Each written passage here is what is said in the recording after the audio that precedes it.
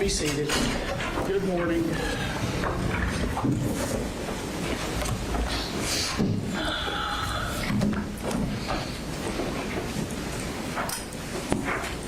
All right, Ms. Brooks, I believe I cut you off yesterday. If you're up, we need, thank you.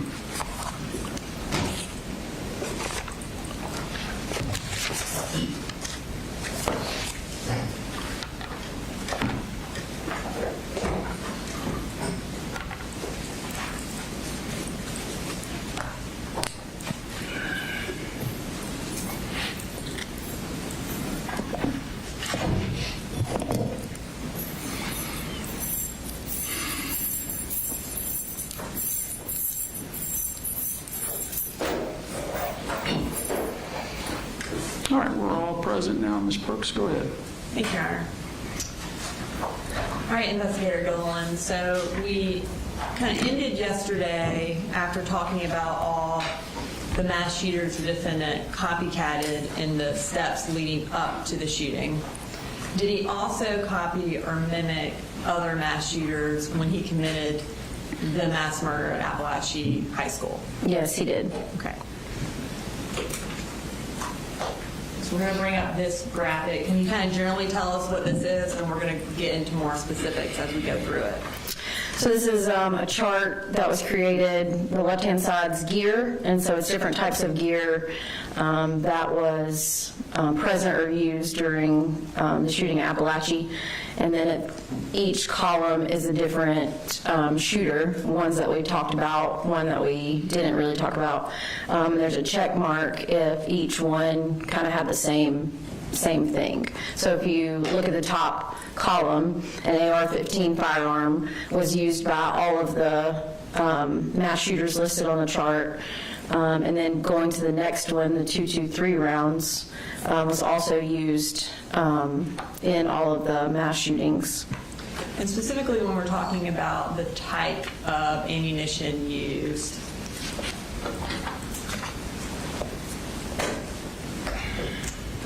did the defendant specifically reference why he was, I guess, going to use this particular ammo? Yeah, so this slide shows more Discord records from May 20th of 2023. And he says, sadly, ammo prices are going up. I've stocked up on .223 rounds, the same rounds Adam used in the shooting, referring to the Sandy Hook shooting. And ultimately, is that the type of rounds that the defendant used when he committed the mass shooting at Apalachee? Yes, ma'am.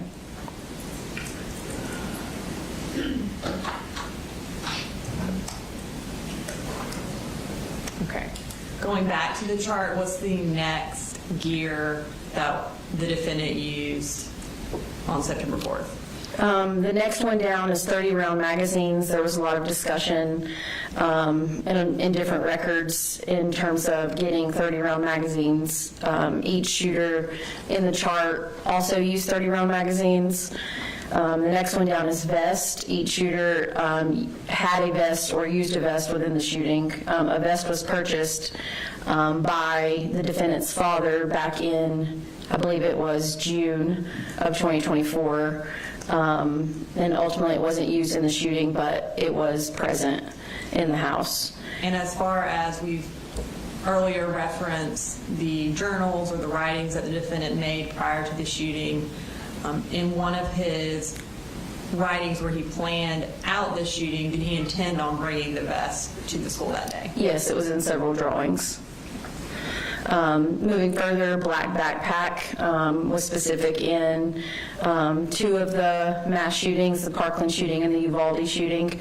A knife also was found in the defendant's backpack at Apalachee and was similar to the Parkland shooter. And then writings that were left during the shootings, after the shootings, was present in all of the shootings. And then gloves at the bottom was specific to the Sandy Hook shooter. So as a whole, it didn't appear that there was any original thought from the defendant when planning the mass shooting. As far as you mentioned the knife that the defendant had in his book bag, Did the Parkland shooter also have a knife? Was it present in his book bag as well? It was, yes, ma'am. As far as the writings that were located,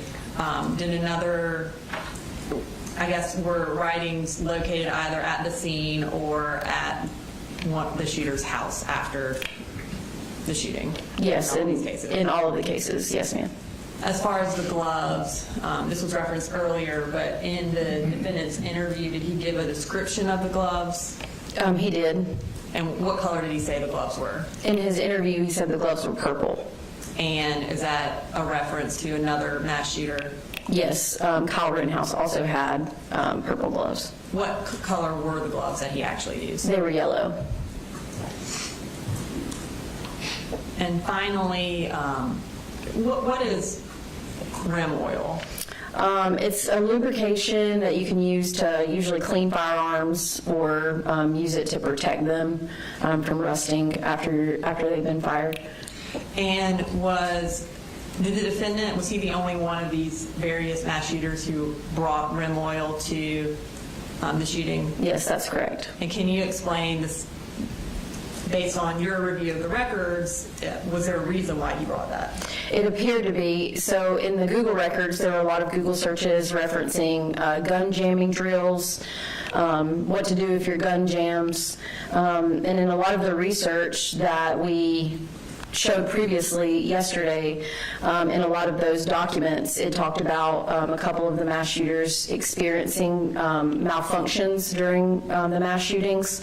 And so I believe this was placed in this book bag for a reason. Essentially to ensure that there would be no malfunctions with the firearm? That's correct. Now, prior to the shooting, the day of, did the defendant mimic any other actions of other mass shooters? Yes. And specifically, let's talk about some text messages that he sent. So the Parkland shooter, this is part of the documents that were saved on the defendant's computer and cell phone, showing the Parkland shooter's text message activity on the day of the shooting.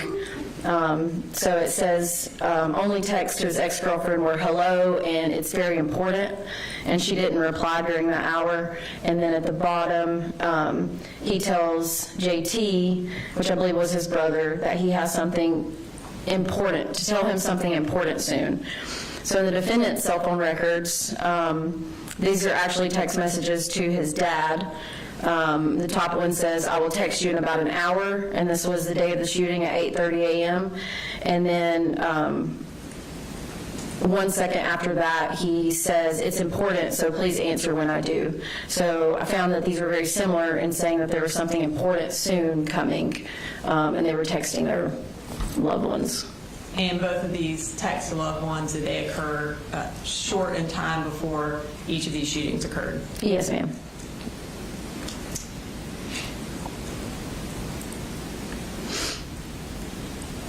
Okay, so now,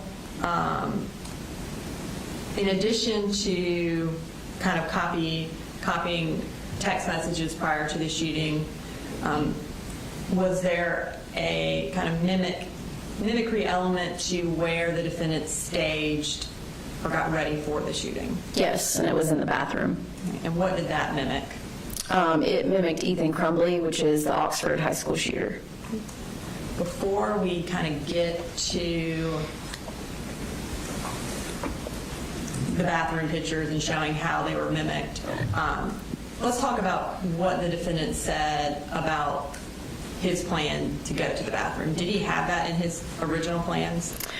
He did. He had this. This was from the notebook that was found at Apalachee, and it states second, walk from first to the bathroom. Okay. Now, is that different from what he told Investigator Smith? Yes, I believe he told Investigator Smith that it was kind of a quick moment that he just went into the bathroom. Okay. We're going to play that clip real quick from the Investigator Smith's interview at Bexar County Sheriff's Office.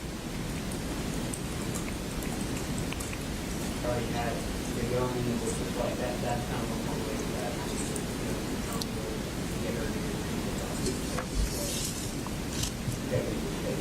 prevent falls.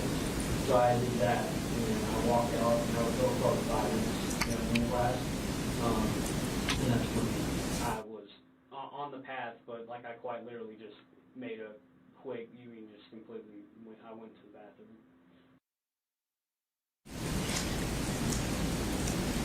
Now, let's bring up this next slide. Tell us about this. These were, on the left-hand side, this is the Oxford Township shooter, where he left his backpack and writings in the bathroom. And then on the right-hand side is the defendant, is the photograph from the crime scene, where he left some items in the bathroom. Okay. And you mentioned Crumbly left his writings in the bathroom. Where did the defendant leave his again? In the classroom. Okay. Now, the defendant actually left his book bag in the hallway. Did he have a different place where he had actually planned to leave it? Yes, in that same writing that we saw earlier, further down on the page. It says, set backpack to the side, pick up rifle with right hand, open stall door with left. So it appears as if he meant to leave his backpack in the bathroom as well. And so his plan was to mimic Ethan Crumbly even more than he ultimately did. That's correct.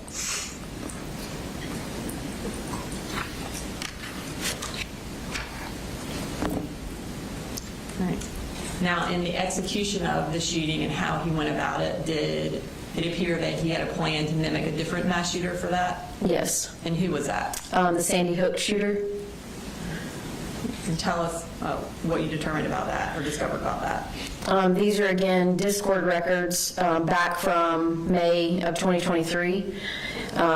He states, then make our way to the first classes, kind of what Adam did in a way. Not that hard, plus the classroom is point blank, so you don't even have to aim, kind of hip fire. Okay.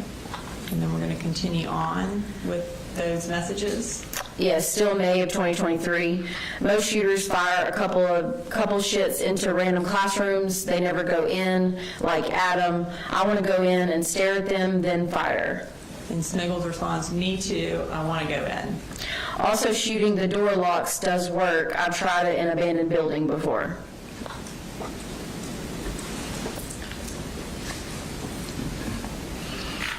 Okay. And so now we're going to move to our final category of evidence of intent and motive. And what is that? Motive seeking fame. Okay. All right, so we're going to start with the defendant's interviews with Investigator Smith. Did he indicate whether or not fame or notoriety was something that he wanted out of this? In the interview with Investigator Smith, he indicated that he did not. Okay. So we're going to play clips from both the first interview and the second interview at this time. I don't want to traumatize or be known for this stupid shit. Do you think it's because, you mentioned this earlier, about the attention? Do you think it's the attention Not that at keeps the all. voices away? I personally thought that every true crime that I researched, people doing it for notoriety and attention, that was just absolute bullshit, and I thought it was really childlike.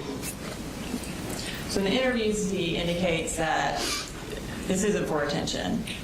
What motive did he say in the interview was the reason why he did this? In the interview, he said that he did not want the attention or to seek fame. Did he indicate that it was just because voices told him to do it? That's correct. Okay.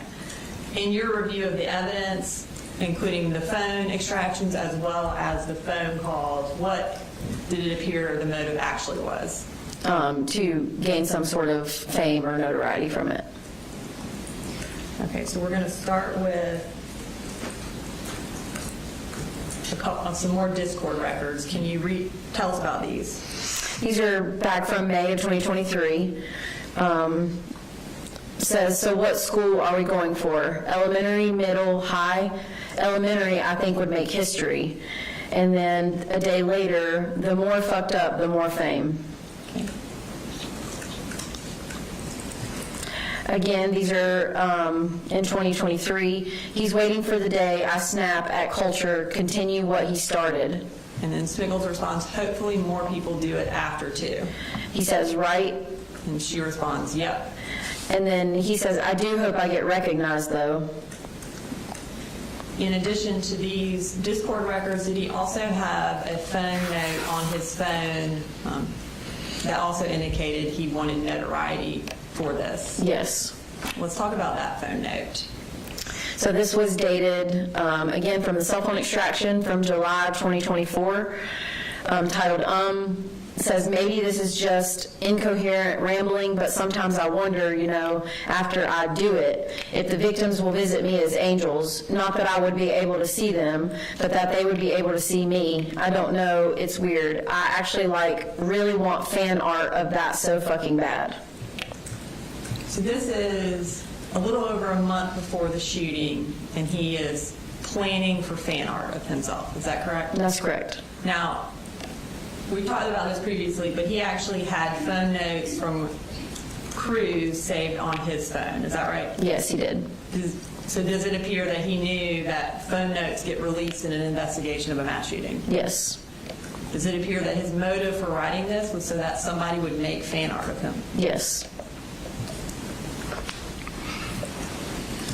Okay. So our next section, kind of tell the court what this next section is about. The next section is a collection of jail calls between the defendant and his mother. There's approximately 20 calls, I believe, ranging from October 3rd of 2024 into 2025. So ranging from approximately 1 month after the shooting to about 9 months after the shooting. That's correct. And all of these phone calls, are they kind of talking about the notoriety that the defendant has achieved in his mind based on this shooting? Yes, they are. We're going to start with the October 3rd, 2024 call, which is State Exhibit 269. Can you kind of tell the court what this is generally about? This call is generally the defendant trying to get some other pictures to make up for his mugshot. Hey. Just getting internet. Yeah. I'm about to break the dang laptop. It's been working fine all day, and the shitty thing is I'm supposed to have them. Yeah. The ones you took, send them out, please. Oh, I will. I don't care what you have to do. We should go anywhere. Report or anything, make a Tumblr account, send them out, please. I gotta make up for that mugshot. You got it. I don't care what they say, please, for me. Yep, no, I will. I promise. When will you do it? I might could do it tonight. Okay. I have to. So when they're talking about pictures they took, based on you listening to the phone calls, had the defendant's mother taken pictures of him at some point while he was in custody? Yes, it appeared so. Okay. And did those eventually get released? Yes. And was it by his mother? Yes. Now we're moving to October 11th, which is about a month and a week after the shooting. Can you tell us generally what this phone call is about? This one is about the mother scrolling through posts and kind of reading through the posts that have been made of the defendant, and then him wanting to know how many notes on the posts there are. And the notes are essentially like a collection of like reposts, blogs, likes, kind of all inclusive together. And he wants to know how many notes there were. So essentially how many people have reacted to this post? Exactly. Okay. And this is State Exhibit 273. Okay, well, keep scrolling every time on the bus. Okay. And then the next one, I think the next one was the original one with all the many pictures. Oh no, there's nothing new with this. There's one on here now. Your hair's wet. It looks like you just got out of the shower. That you don't have a shirt on. Oh, yeah, I know what it is. And you've got your hand covering up your mouth, Yeah, I know that one. Oh. Yeah, that's a How good many one. notes does that one have? All 393 notes. Oh, my God. Wow. So recent, but it's not just that one picture. It's 1, 2, 3, 4, 5, 6, 7, 8, 9. 9 of the selfie pictures. and it says recent photos of Colt.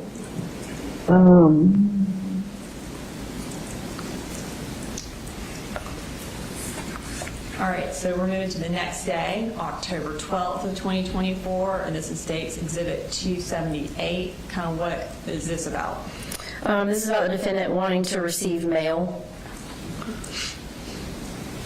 He's so cute. I want to mail him. I've seen a lot of people on here talking about, writing sending you letters and stuff. Yeah. I wish. I don't know if I'm able to approve like all of them, but yeah, I'm a minor, so. Yeah. This next one. Okay. And this is now the next day, October 13th, 2024, about a month and a couple weeks after the shooting. This is State Exhibit 282. Can you tell us what this particular phone call is about? I believe this one is about him talking about gaining more popularity than Thomas Crook. And who's Thomas Crook? He was the one who shot and killed a volunteer firefighter during a Trump rally. And can you believe it, Mom? I took over Thomas Crook's in popularity. Take that. Well, you should. You better. And wait till I get out some more pictures, whatever pictures you want to send. The post. Okay. I'll call you in 15 minutes. Yeah. Whenever you call me out, we'll go over some more. After there's some more pictures and posts. And then, I love you. Bye. bye. So after he tells his mom, take that to becoming more popular than Thomas Crook, do they also then talk about releasing more photos or sending out more photos of him? Yes, they do.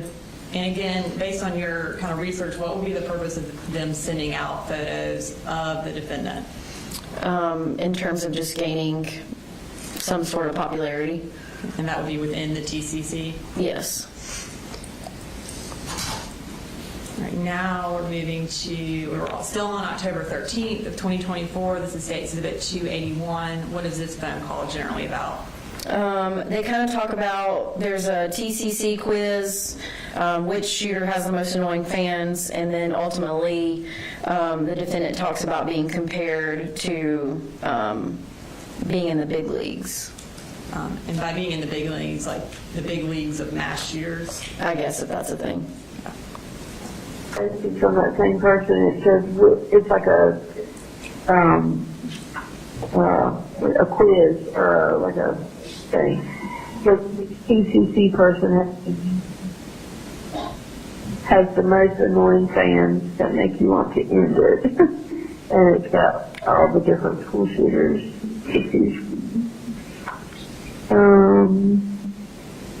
Oh, I can do that one. Probably. You want to hear the choices? Yeah. Eric, Dylan, Adam, Andrew and Randy, Elliot, Artyom, Nikita. Yeah. Oh, yeah. Definitely Academy Maniacs. Those two fuckers. Really? They're so cringe. Yeah, their fans are so cringe. Russell Who Weirdos who killed like an old guy. is Brenton? Brenton Tarrant, yeah, he's just Muslim guy. I remember that killed 51. Dylan, Joe, and Colt. Why am I on there? This This is messed up, but like, I'm being compared. I'm in the big leagues, bro. I'm done. It's not a bad way. I mean, Do they appear to laugh after he says, I'm in the big leagues? Yes. Now we're moving to State Exhibit 285. This is still on October 13th of 2024. Can you tell us what generally this one's about? This is the defendant talking about being possibly the youngest school shooter, and then also being, later on in the call, also being compared to the Uvalde shooter. I was thinking about it, like, wouldn't I be considered like one of the youngest, like, school, what? Yeah, you are. Yeah, I think so, like, because Ethan probably was, at the time, the youngest, he was 15. Yeah, I've seen that several times in the news, yeah. Like that. I can't remember if they said you were the youngest or just one of the youngest. I'd have to Google it to make sure.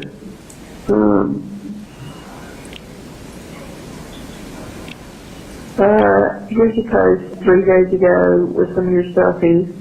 It says the new suspected Colt Gray photos give off Salvador Ramos feels. Dude, true, because, like, Mandy and Caitlin said I look like Sal so much with my dark hair. Salvador Ramos was the Rob Elementary School guy. Okay. Just look up some of his selfies. With the dark hair, I can see it, to be honest. Salvador.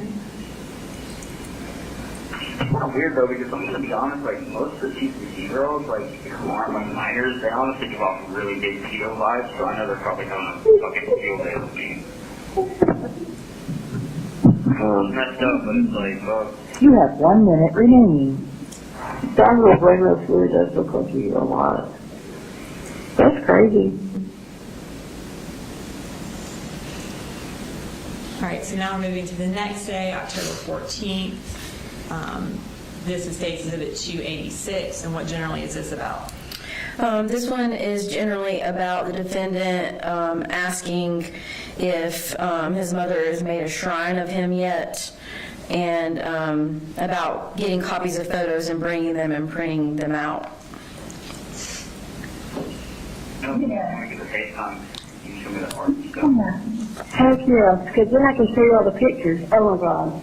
I've got so many new pictures that I can That's show all you. your gallery is. But yeah, pretty much from the last like couple weeks. I want to print them all out on paper, so I'm gonna. I'll try to do that But no, first. you don't have to do that. When I get a FaceTime, I can just do them. Okay.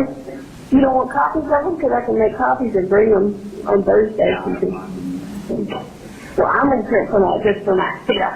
Oh, okay, that's fine. That's the background on my phone right now is the picture of you as a fox. I haven't seen that. Oh, the furry one? Yeah, the little fox furry. Have you made a shrine? Yes. That's pretty cute to me. Have you made a shrine? You what? Have you made a shrine for me yet? No, I started trying to print them out the other day on the new printer, and they're out of like colored ink, so I'm like, of course. So I'll probably just go to Walmart and print them out, put them on a junk drive or something, print them out. And then I would make my poultry shrine Okay. for all. All right, this is October 16th of 2024, State's Exhibit 287. Can you tell the court generally what this is about? This is about his obsession with the Sandy Hook shooter. I guess you might, maybe your name is hashtag. Oh, here's another cute one. Okay, so here is another drawing. Somebody said, "Can you draw Colt Gray eating a burger?" And so, so I drew kind of like a little cartoon character, kind of anime looking, but a little more realistic. And you're just eating a hamburger, and you have like a little salt bubble coming out from the side of your head, and it's got a picture of Adam Lanza with his gun. I wonder if I just found out about my Adam obsession. I don't know. I don't know whether it's that or whether they're all just so obsessed with Adam that they just automatically. The one that's, you know, as an army trooper. That was so good. Okay, I copied that. Let me see if there's any comments on that one. Oh my God, there's 132 notes on this one. Which one? 132. So when they were eating the burger and thinking about Lanza. Okay, there's only one comment to the picture. It says, he would probably laugh at this. This is glorious.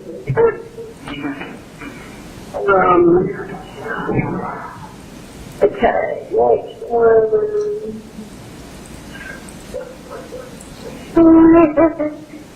Oh my god, okay, the next one's kind of cool. It says, it caption says, in the care we all fam. You have 1 minute remaining. It's got pictures of like all the main school shooters, and you're there too.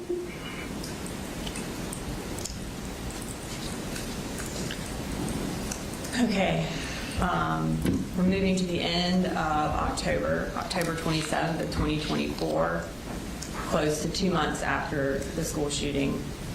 And this is State Exhibit 294. Can you tell us about this call? This call is when they're talking about school shooters and ice cream flavors. Okay. Then another person posted yesterday. They posted a big picture of a bunch of different school shooters, and then beside them they have what flavor Ben and Jerry's ice cream they are. And they actually have you and Nick together on the same little picture. No way. And yeah, you already did. You got caramel almond brittle, and he got cannoli. So wait, what do you mean when you think you're together? What does that mean? I do what? What do you mean when you think you're together? Like, what is the picture?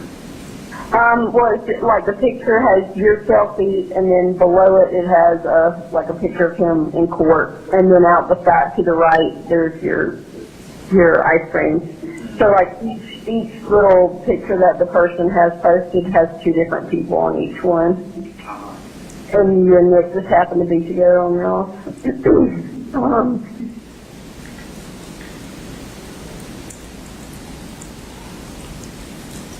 All right, so again, October 27th, State Exhibit 295.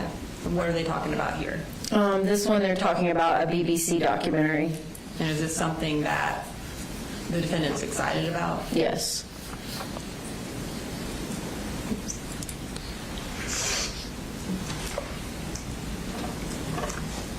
Oh yeah, what's on the BBC thing? Did it look official? Oh yeah, oh no, it's totally official.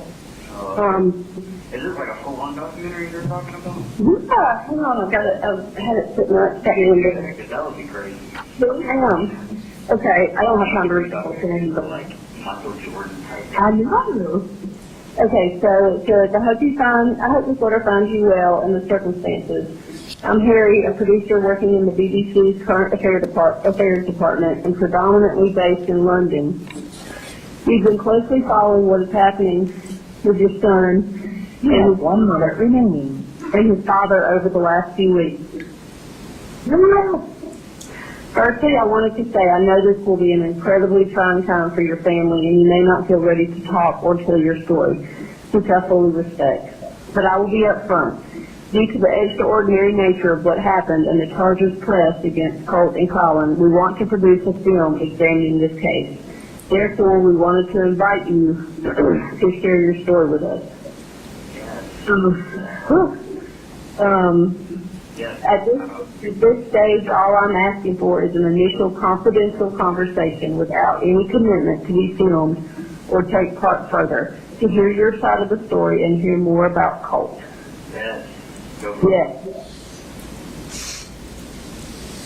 So did he want her to do that? He did. Okay, now we're still talking about these things. We're moved to November 16th, about 2 weeks later, 3 weeks later. State Exhibit 302. What are we talking about here? They're just discussing about other mass shooters. Okay, next one is another drawing. Someone did a drawing of you, Eric Harris, Nick, and Dylan Claybold. Oh wow, I need that from the Dalvin from up here. Okay, and it's really awesome. They drew it as a Weezer album cover. A Weezer album cover. Wow. Yeah, it's awesome. That is It's like funny a blue back thing. because I can see them as, I'm pretty much the only reason they get kind of circulated is because he's always paired with me. You know, Eric Harris and Jones people were like, you know, friends and stuff. When they did it. That's funny. Okay, we're still on November 16th.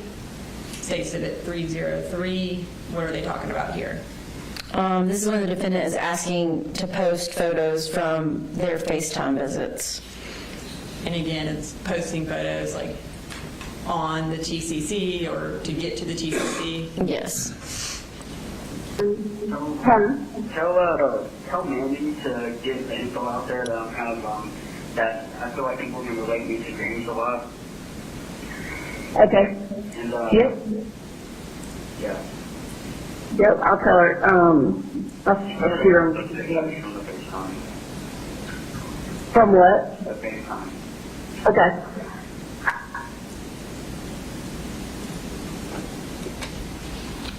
So now, November 23rd, about a week later, 2024,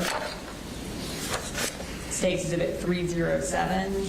What are we talking about here? What are the defendant and Marcy discussing? This is where they're comparing the defendant to the Columbine shooter. Okay.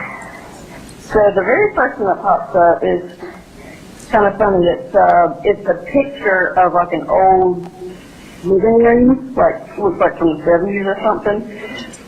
And it's a picture of you sitting beside, who is that? Dylan.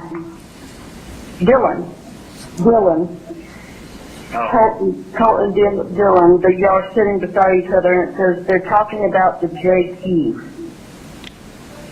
You know what that is? I have no idea. I will. That's crazy. Do you ever think you see like art of me and like one of the online shooters? Yeah. We kind of look alike, like really. So just to be clear, did he actually say, did you ever think you'd see me drawn with one of the Columbine shooters? Or see art of me? Yes, ma'am. All right, maybe the State Exhibit 310, which is November 26th of 2024. This was around Thanksgiving. What's this call about? I believe this one is also mentioning big dogs again. The first one is, looks like just like a pistol sketch of different school shooters, Cheryl there, Adam, Dylan. Compared with the big dog. Yeah. It looks, almost just looks like freehand sketching somebody did. All right, now we're moving to State Exhibit 314, which is November 28th. Tell us what they're generally talking about here. More about posting pictures. Okay. And are they specifically talking about, in this one, the defendant wanting Marcy Gray to search on a particular area for him? Yes. Okay. Is that the Reddit mass killer site? Yes. Okay, you want me to search for what? Go to r/mass killers. It's actually type r/mass killers this year. So So that one. don't actually say r/, or stuff. And then the stuff will pull up. Okay. You see it?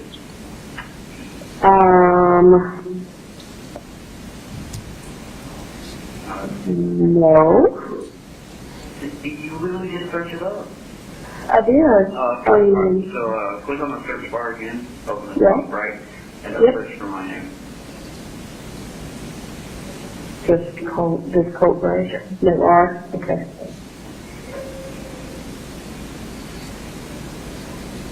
Okay. That's possible. Yes, and that's where I'm reading. Okay, you want to just read off a couple? There's one that's just r/Colt Gray. There's one, the next one is r/insane people Facebook. No, go to r/Killers and search it up.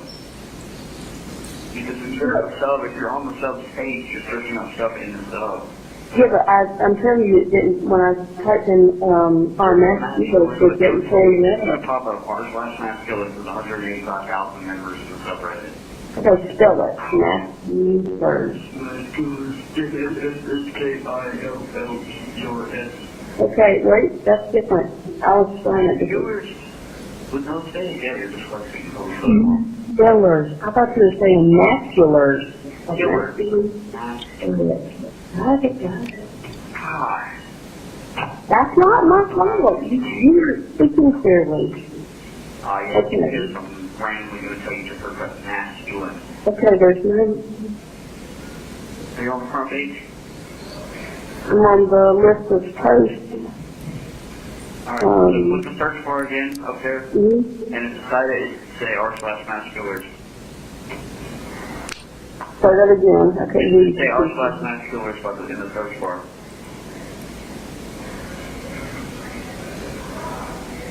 got it. Okay, so now, for the next day, November 29th, 2024, this is State Exhibit 315. What are we talking about here? This is when he is telling his mom to tell his grandma to get her internet speed up for her celebrity grandson. And his grandmother is at Deborah Polhanas. It is, yes. When Marcy is talking to the defendant, are there times where his grandmother is around and that you know she's around based on the conversation? Yes. Is that a lot of the time, some of the time? Prior to, I believe, February of 2025, it was some of the time. Okay.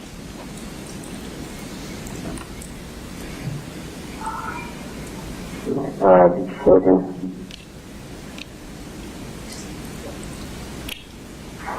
Are you typing it or what? No, it's just loading. Taking. Tell my news that her fucking celebrity grandson is going without radar. Yeah. No, yeah, really, you tell her. I'm tired of this shit, seriously.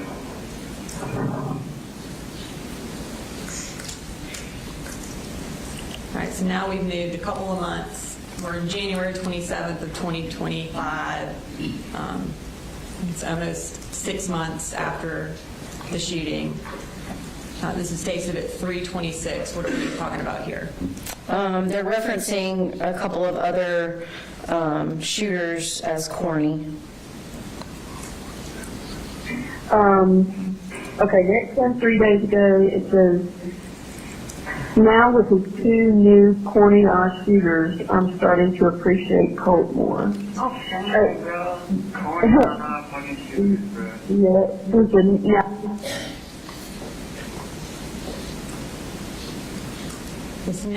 This is February 15th, 2025. This is State Exhibit 328. What happens in this phone call? This phone call, they discuss the district attorney's office knowing about their calls and that they need to, I guess, watch what they're saying. Okay. Hey, did you check about the post? It's been a while. Yeah, so I gotta talk to you about that. So, in court on Tuesday, the defense attorneys were discussing everything with my attorney, and apparently they said that the DA had given them audio and video of me talking to you about, like, school shooters and stuff like that. Even though, I mean, we haven't talked about anything, I don't think inappropriate, you know, but they're trying to say that I'm, like, encouraging you to commit murder and just ridiculous. Yeah, just ridiculous stuff. That's just fucking retarded. Yeah, it's so stupid, but, you know, of course, they probably have no idea what PCC is, none of that. No. Oh, okay.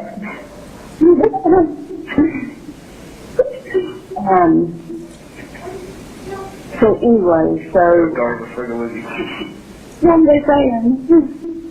So, You give me a sugar pie of hard candy with a Nazi symbol on the back, right? shut I up. don't know, yes. But anyways, I gotta be careful about what we talk about, on the phone, I guess, because, I mean, I don't know, I just gotta be careful about what we talk about going forward. I told my attorney, you know, that you had some friends on TCC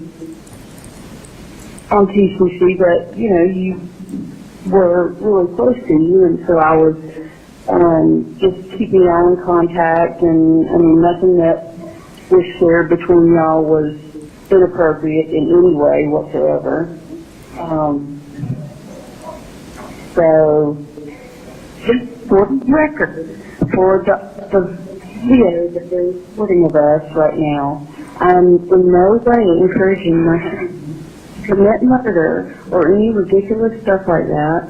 He's extremely remorseful for what happened, but I'm the only person that he has on this earth right now. And I'm going to do whatever I can to have some sort of normalcy. Oh, yeah, I say fuck you. Or some fucking, like, Yeah, fuck it's that, true. skinny ass, fucking liberal trash garbage. Dickhead. Thank you.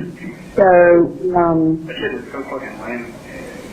So yeah, but I hope y'all make sure that you share this conversation as well with anything else that you have, because y'all wrong. I know y'all are wrong for that. So, anyways, hang on, because I think I have some messages from. Yeah, I guess just read the messages. I won't even maybe look at those if it's gonna be that fucking handle about it. Yeah, at least for now. Okay, so. So in that phone call, when Marcy Gray is talking to the defendant about she was keeping in touch with his TCC friends, is that the Sniggles and the Mandy from Discord that he was talking about shootings with? Yes. And so from these phone calls, as his peer, she is actually continuing to communicate with these people? That's correct. And is that on the defendant's behalf, like at his request? Yes.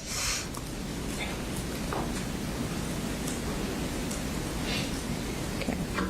So now we're up to March 15th, a month after Ms. Gray indicated that they needed to stop discussing these types of matters. This is 2025, states of it 3:30. What are they talking about here? Wanting to know what the TCC is saying. Like about him, I guess? Yes. Something I wanted to tell you is, you know, the pictures I took of you during the FaceTime thing, Yeah. and I sent to Mandy. Yeah. Well, apparently she leaked them and they're out there. So that's not Who true. told you to tell her about your relationship? I did, but apparently she did it anyway. So No, I was the one who told you to tell her to release them. oh, to release them. Yeah. I was thinking I told her not to release them. Okay, well that then. Told her. Remember when I told you to release the jail pictures? That's what I meant. Yeah, now that you mention it, I remember. How do you go out there? Because I've seen them Oh. on PCC. Really, what are they saying about? They really haven't said anything specific about those pictures. It's like people have just started, like adding them to stealthy. Can we look at those real quick? Yeah. Alright. Here, take it. Yeah, no, those are the ones released. Okay, good. Well, that makes me feel better. All right, so now we're going to move to the final phone call, and this is from May 6th of 2025. What happened on May 6th? There was a court date. Was it a court date for the defendant? It was, yes. And are they kind of talking about what people are saying about Yes. the defendant after that court date? Yes, they are. And this is State Exhibit 332. Next one, another screenshot. It said, they did him so dirty, let him have his long hair. Next one is a screenshot of you today, and underneath it is your mugshot. And as soon as they start come up. Oh, everybody's missing your blonde hair. Next one, a screenshot, and it says, Colt's hair got chopped. Oh my God. Next one, screenshot, it says, they hit the fucking Pentagon. I don't know what that means. That means like something crazy just happened. Oh. Okay, next one says, next one, more screenshots from today. And underneath it in caps it says, his hair, but he looks so good still. Next one, two screenshots of you today, and it says, tears in my eyes. Maybe it's my long hair, huh? Maybe. Ooh, the next one is really cool. It's touching drawings of you with your long hair. It says Colt Gray I drew a while back. Hope you like it. Oh, yeah. These are really cool. Can you still Mandy that? I'm going to grow my hair back out. You don't have to worry. Absolutely. Show her that and tell everybody that I said I'm going to grow it back out. Okay. Okay. Yeah. I'll let her tell everybody. So at the end of that, is he giving Marcy instructions on getting more information out to the TCC about himself? Yes, absolutely. Okay. I think we just spent about 45 minutes listening to call after call after call of the defendant just talking about kind of where his notoriety is within this TCC.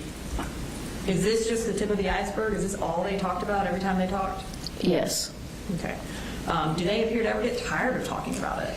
No. All right. So that was our last jail call. We're going to move to this final little portion or little section of the presentation.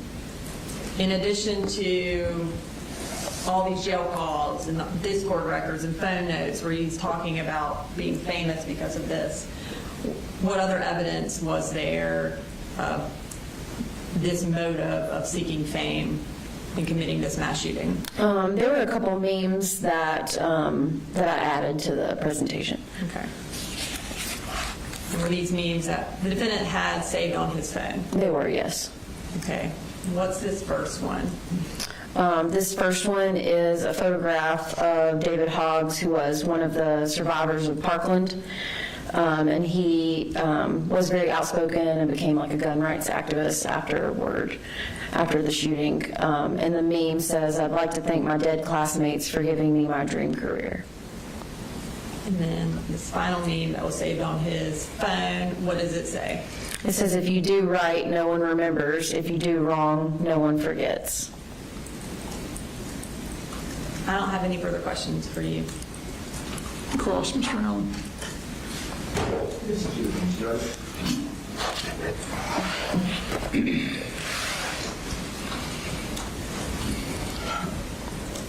Colt during this time, 23 through 24, was 13 and 14 years old, right? That's correct, yes, sir. And those phone calls with his mother, she's engaging, she's interacting with him. Yes, sir. And she's kind of like she's encouraging him, right? It appears so. But now this is the same mother who a few months earlier tried to threaten him, right? I believe so. And you had worked on a similar kind of presentation for Colin for this trial, right? Yes, sir, I did. And in that one, you were juxtaposing some of his texts and some of his searches to show how his actions related to Colt's actions, right? You're talking about Colin Gray? Yes. Yes, sir. Yeah. And in that, you outlined the various times Colin failed to get help for Colt, right? That's correct, yes, sir. And how he never followed up with any of the psychological services that they had discussed. That's correct, yes, sir. And there were some texts where Colt was asking for some help with psychological services, right? That's correct. And within that, we also saw Colin had done searches for safes, but by ammunition instead in his Google searches, right? That's correct. Okay. So now we've got conversations with Colt, with his mother, and they're actually interacting positively, even though it's a perverse thought, correct? I think that's questionable, but if you say positively. They're laughing, they're not fighting with each other, they're on the same page throughout these conversations. They're not fighting, that's correct. And she's not threatening him. That's correct. And even though the topic is something that they shouldn't be doing, they're still getting along. They're interacting together, yes. Right. And she was not the only person that called him during that time, was she? No, he spoke with his grandmother as well. Okay. And did he also speak with an aunt? I believe a few times, yes. Yeah. And those conversations didn't have the same quality with the notoriety aspect, the getting pictures out aspect. That's correct, yes, sir. Okay. So that was only with his mom. Yes, sir. Wonderful. All right, you should be excused. Just a brief follow-up.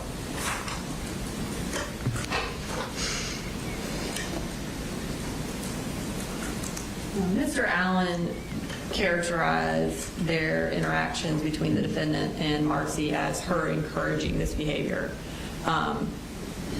Would you also characterize it as it's actually the defendant who is directing Marcy on what to look up and what to find? Yes, it appeared that he was asking her to do those things. And is this the topic that the defendant introduced into the conversations? Yes, it is. And he's the one who wanted to talk about it? Yes, ma'am. Thank you. Nothing further. Anything else, Mr. Allen? All right, thank you. You can come down.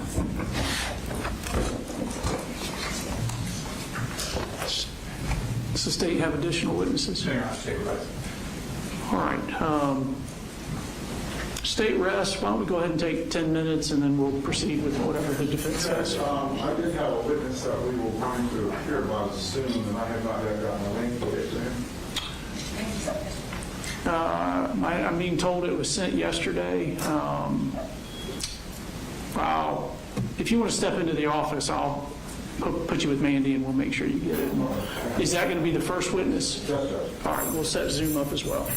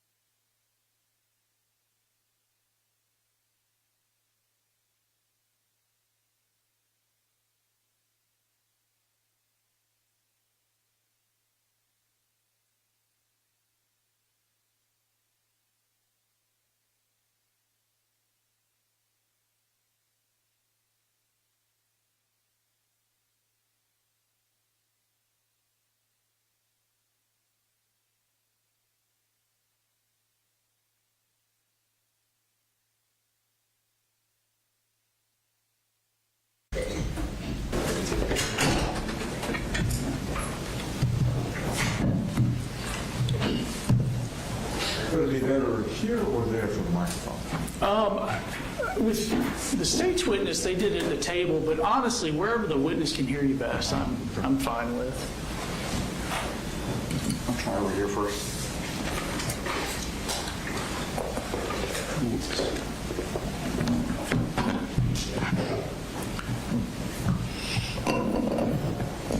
Sir, if you'll hang tight, we'll be with you in just a minute.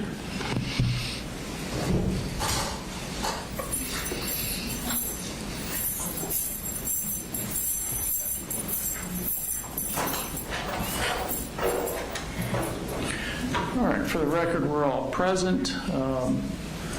Mr. Allen, you can call your first witness. This time, Judge, I would like to call Stephen Baker. All right, so Mr. Baker, you're appearing by Zoom. Are you able to hear and see us okay? Yes, Your Honor. And are you able to hear me? I can hear you, yes. Thank you. Would you please raise your right hand? Do you solemnly swear or affirm the testimony you're about to give today will be the truth, the whole truth, and nothing but the truth? I do. Would you please lower your hand and introduce yourself to the court? My name is Stephen Baker. I work at the Department of Juvenile Justice as a detention counselor. And are you familiar with Colt Gray? I am. How are you familiar with him? Well, I was his case manager in the facility and primary detention counselor for about a year and a half. Okay. Mr. Baker, let me get you to try and speak up a little bit or increase the volume on your mic. I think I've done all I can. I'll move it closer and see if does this help? Helped a little bit, thank you. Yes, and during that time, did you have a lot of occasion to interact with Colt? I did. Okay. Did you have like meetings once a week? How did that work out? I had meetings at least once a week, most of the time, several times a week, 2 to 3 times a week. And it's a small place, so I would see him every day. And as his counselor, what kinds of things would you discuss and work on with him? Well, I'm not a mental health counselor, so primarily we would go into programming and how he's doing in the facility and talk about social skills, life skills, things like that. What kinds of programming was he involved with there? Well, we had him enrolled in our skill training group, which talks about pro-social skills group. So we did that first, and he completed that. He also completed a pre-op class, which is the Prison Rape Elimination Act, federal law. We have to do a class on that for every youth that comes into the facility. So he completed that. And then he moved on to advanced skills training, and then he completed that program, and he did Many Merging Two Worlds, which talks about, getting jobs and prepares them for life outside the facility. We were trying to get him through all the programs we had. Because the length of time he was there. So he completed that. And then after that, he would volunteer for advanced skills training, even though he'd already graduated. And did he go into those programs cooperatively? Did he work with you folks on? Yes, he was very cooperative. Okay. Would you say during the time that he was there, he continued to advance in his programs? In the programming group, yes, he did. Okay. How was he behaviorally with the other folks in the facility? He got along well with most of the people in the facility. Some he got along better with than others, but he was behaviorally pretty good. Did you have any occasion to know whether or not he was involved with psychiatric services there? Yes. Okay. But you were not his psychologist or a psychiatrist of any fashion, right? Correct. Okay. So do you know whether he was compliant with his appointments when they set them up? Yes. To my knowledge, he was compliant. Now, at the beginning when he first came in, to your knowledge, was he on any kind of medication? Not to my knowledge when he first came in, other than I believe his mother had given him something that wasn't prescribed. But other than that, when he came into the facility, I don't know of any medications. Okay. And were you aware whether or not during his time there that they prescribed him medications? They did. Did he confide in you as to whether or not he was compliant with taking them? He would talk to me about it occasionally. I believe he talked to a mental health counselor about that, or the psychiatrist. But he did tell me that they were going to put him on medication, and then after he was on them, I would ask him, how are you feeling? And he would tell me how he was feeling, and that sort of a thing. He was basically compliant with the medications. Sometimes he would refuse to take them, but then he would start taking them again. Did you notice any changes in his behavior from the time he was not taking them till the period that he was? Well, he seemed to have a lot of anxiety, and when he started taking them, he seemed to calm down. But it would ebb and flow. And can you describe what kinds of behaviors you're interpreting as anxiety? Certainly. He would come in the office and just talk about things that were bothering him, and nervous, anxious feelings he was having, and that's what I would interpret as anxiety. He had social anxiety. He would sometimes get where he didn't want to come out and participate in programming. He would come and see me, and he would see the mental health counselor, but other programming he just wouldn't want to get out and participate in.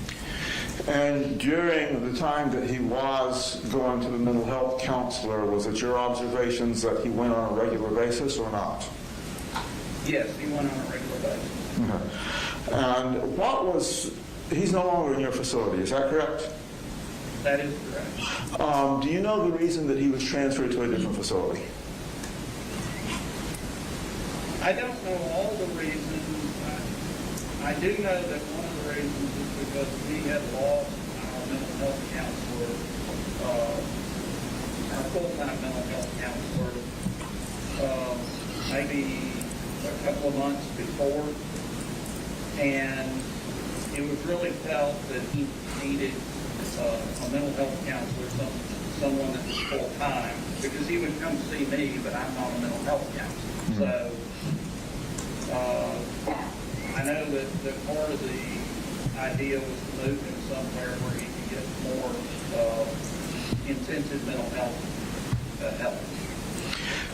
While he was at your facility, did you notice or observe any kind of aggressive behaviors that he would initiate on someone else there? No, not that he would initiate. He did sometimes become angry, but it was very rarely, from my observation. And at the times he became angry, was he able to manage that, or did you need to call somebody from the mental health facility to help him? He was generally able to manage it. He could be talked through it. So during the time that he was there, you said 1.5 years, approximately how many months was he on medication? I would have no way of answering that. I know it was for at least 6 months, but other than that, I couldn't tell you. It could have been for a year, but I know it was at least 6 months. So would it be fair to say that there were several months at the beginning that he was not on medication? Yes. Okay. And when he was transferred, did you have any interaction with the corresponding counselor of the new facility?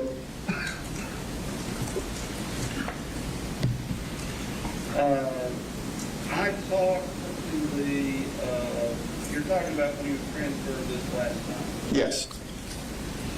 I talked to the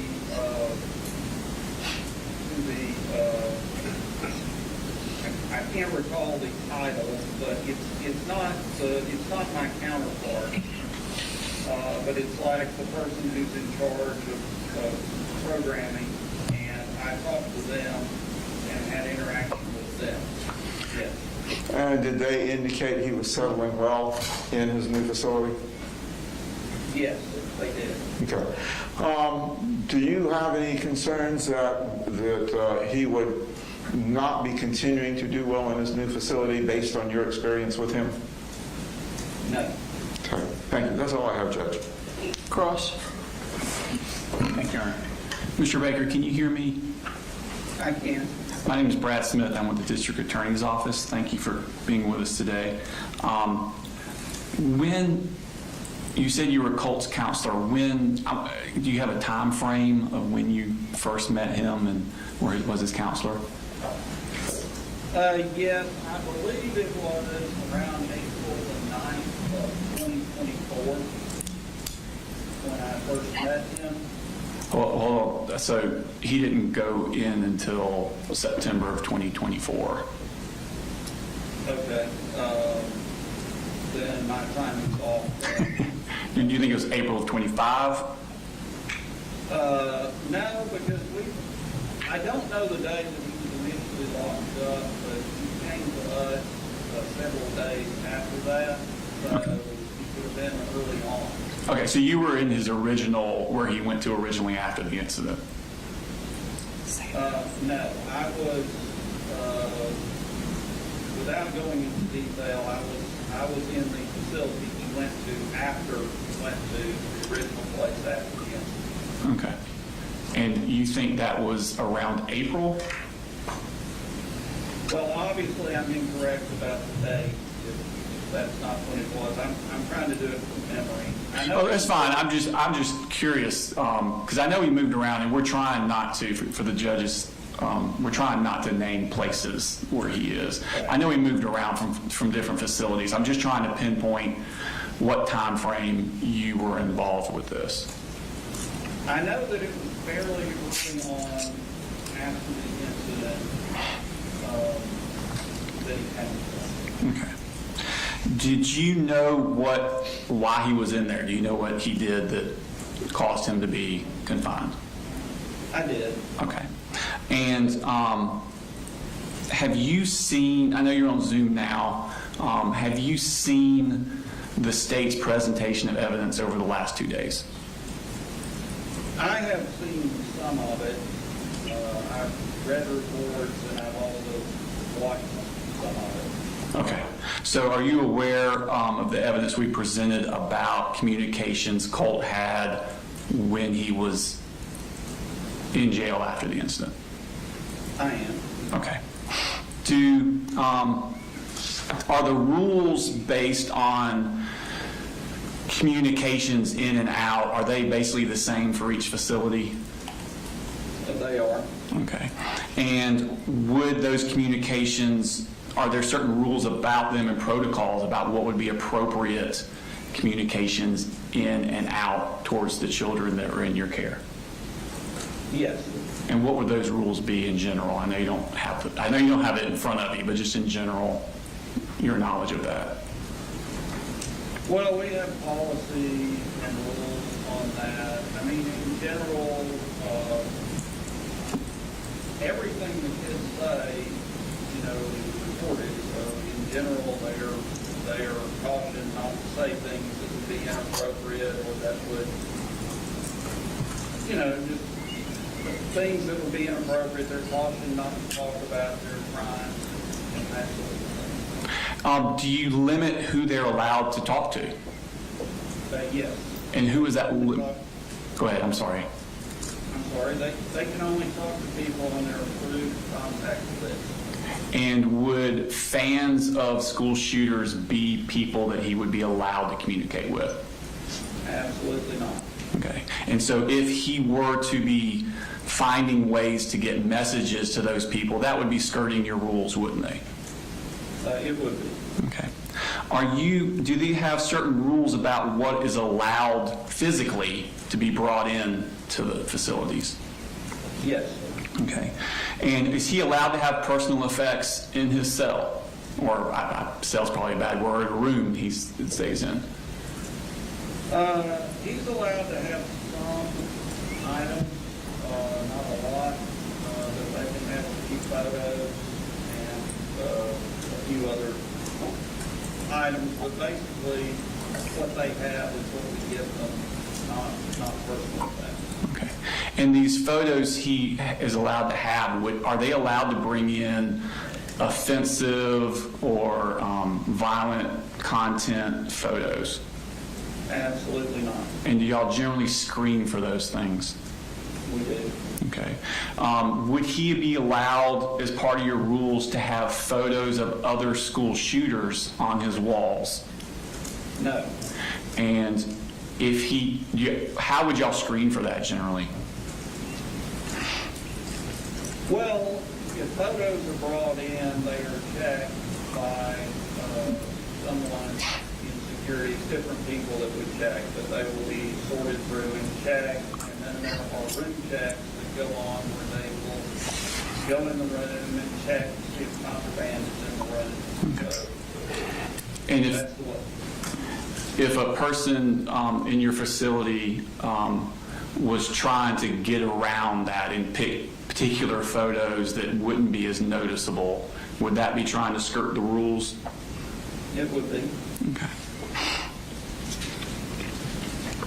Were you aware of the phone calls where he had with his mother where he talked about having pictures of school shooters on his wall?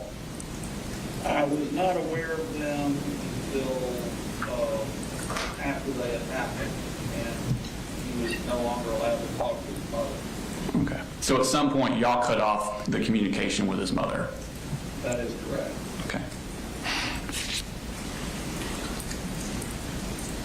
That's all the questions I have. Thank you so much, Mr. Baker. Mr. Allen, do you have any redirect? Yes, Judge. Go ahead.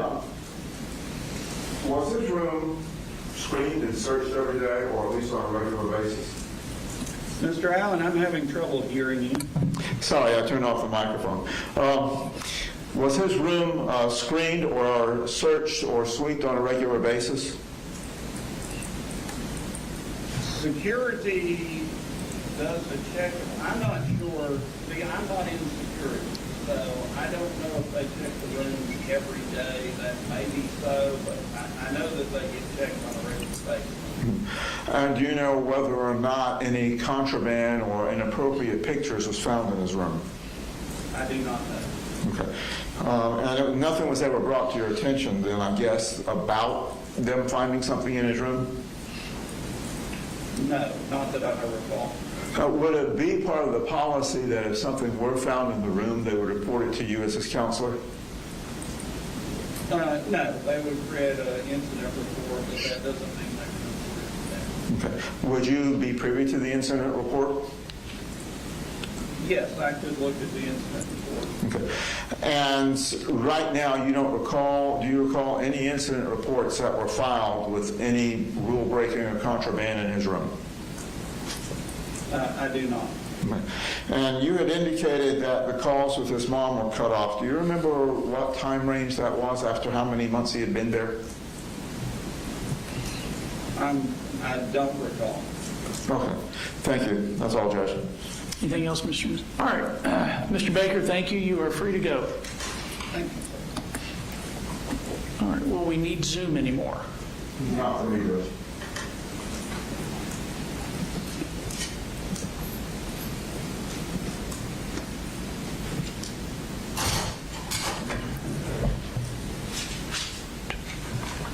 All right. You can call your next witness. Your Honor, I call Candace Gross to the stand.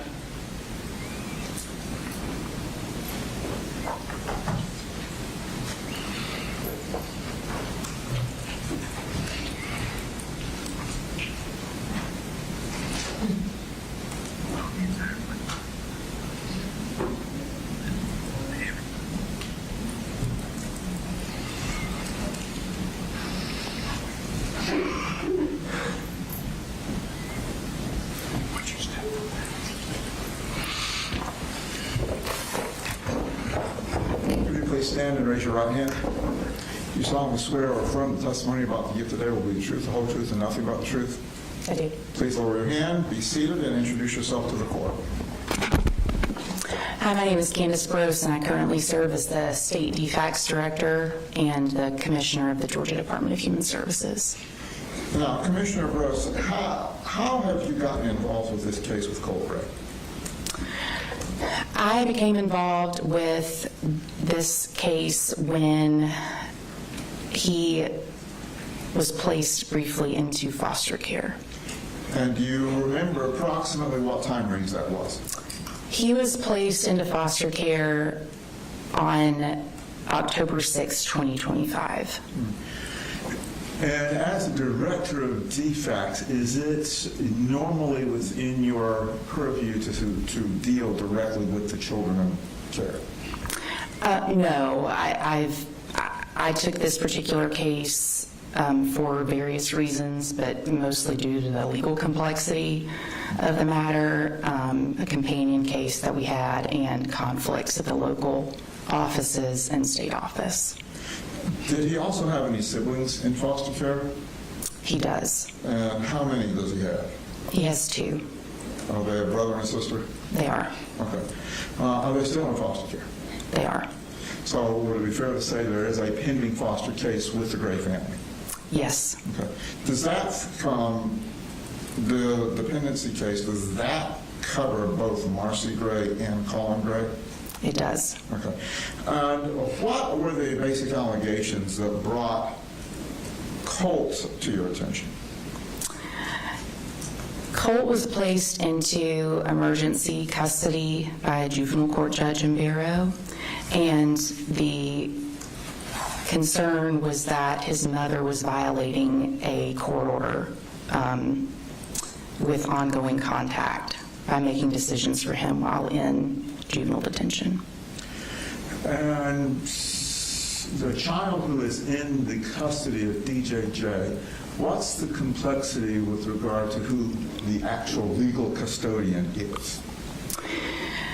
So for that particular case, technically, my understanding was that custody was removed from the Barrow County Sheriff, but he had been detained in a juvenile detention facility, although his parents still retained their rights. So that was a big legal complexity that we had to navigate. And at that time, why was the father not able to maintain custodianship? Another court order that he could have no contact. Okay. And was he also incarcerated? Yes. Okay. And at the time Colt came into care on October 6th, was his mother incarcerated? I don't believe so. Okay.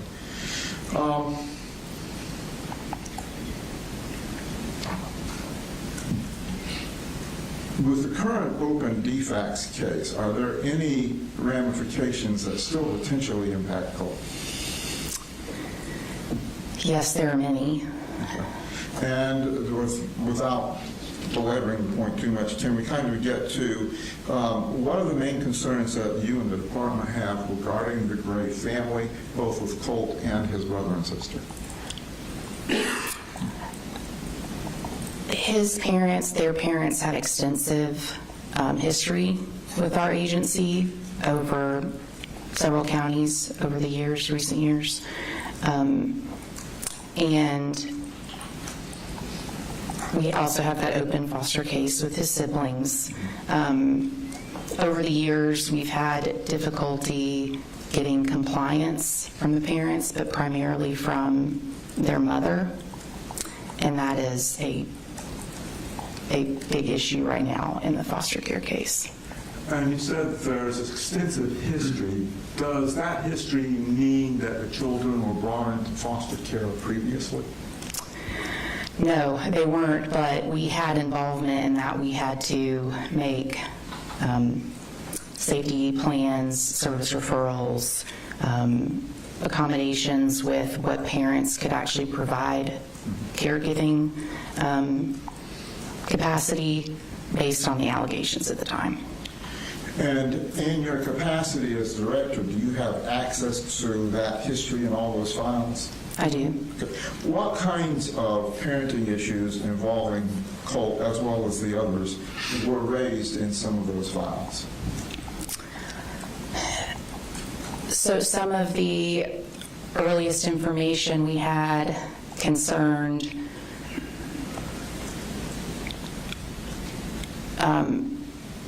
truancy, physical abuse, substance abuse, domestic violence, verbal abuse, inadequate supervision. I mean, there's a plethora of issues that we've encountered over the years with the family. And in your review of the cases, were there any indications that any of the children needed, like psychological counseling, therapeutic support? Yes. Are you able to describe any of that, especially with regard to Colt? Yes. If you'll give me just a second, I'm pausing in part just to make sure there's certain things that I keep confidential but properly describe it. There were concerns involving Colt's behavior at school, and there were, not too long after that, there were concerns raised about physical abuse by specifically their mother, involving Colt specifically. And that was an investigation that we formally opened, that across a few months we talked to various people, family members, the children, and we made a safety plan with some referrals for services for like therapy, if I recall correctly. And to the best of my recollection, the family did not follow up with those. So what we had done in that particular case is, once we did our investigation, we closed it, but we had those referrals made out to designated service providers, and what we expected is that with non-compliance, we would hear back. That did not end up being the case, although we still would have we'd have additional reports not long after that. Mm-hmm. The parents were married, right? Yes. Okay. Did any of those investigations end up with an agreement that Colin was going to take custody of the children? Yes. We had a case that went from a formal investigation to what I believe is a family preservation case, but essentially the way that it worked is we looked into allegations of domestic violence, substance abuse issues, that the children had been locked out of the home, physical abuse targeted at Colt, some verbal abuse, and that case ran from November of 2022 to, I believe, the end of October 2023. And at the end of that case is where, because of several failed drug screens by the mother, and essentially corroboration to an extent by collateral sources that the children were facing abuse, but Colt in particular, that's when we went ahead and placed the children with the father since he retained his legal rights. We try to avoid foster care if we can, if we don't have identified issues with a parent that, is able to take care of them, which is what our assessment was. Now, as a frame of reference, can you outline for the court how a general investigation of that nature would take place? How it would go from an investigation to family preservation to a custody agreement? Generally, what happens with any defects case is that we're going to get a report that alleges child abuse or neglect. It'll be specific types that that serves as the basis of what we investigate. If we actually have enough information to assign it for investigation, that's what a lot of people understand to be like child protective services. We'll do that investigation. I think we generally try to complete it within 45 days. Sometimes it can run longer, but what we're looking for is anything to substantiate the allegations of abuse. And we talk to the children, we talk to anyone else involved in their lives, we look at records, that kind of thing. We will unsubstantiate or substantiate the claims, and then at that point is when we decide if we need to stay involved or if we can safely close the case. In this particular matter, after we determined that there were still ongoing safety issues, we moved the case to that family preservation services type that I described, and that's when we're trying to deploy interventions that can mitigate ongoing safety concerns. How do you determine if allegations are substantiated or unsubstantiated?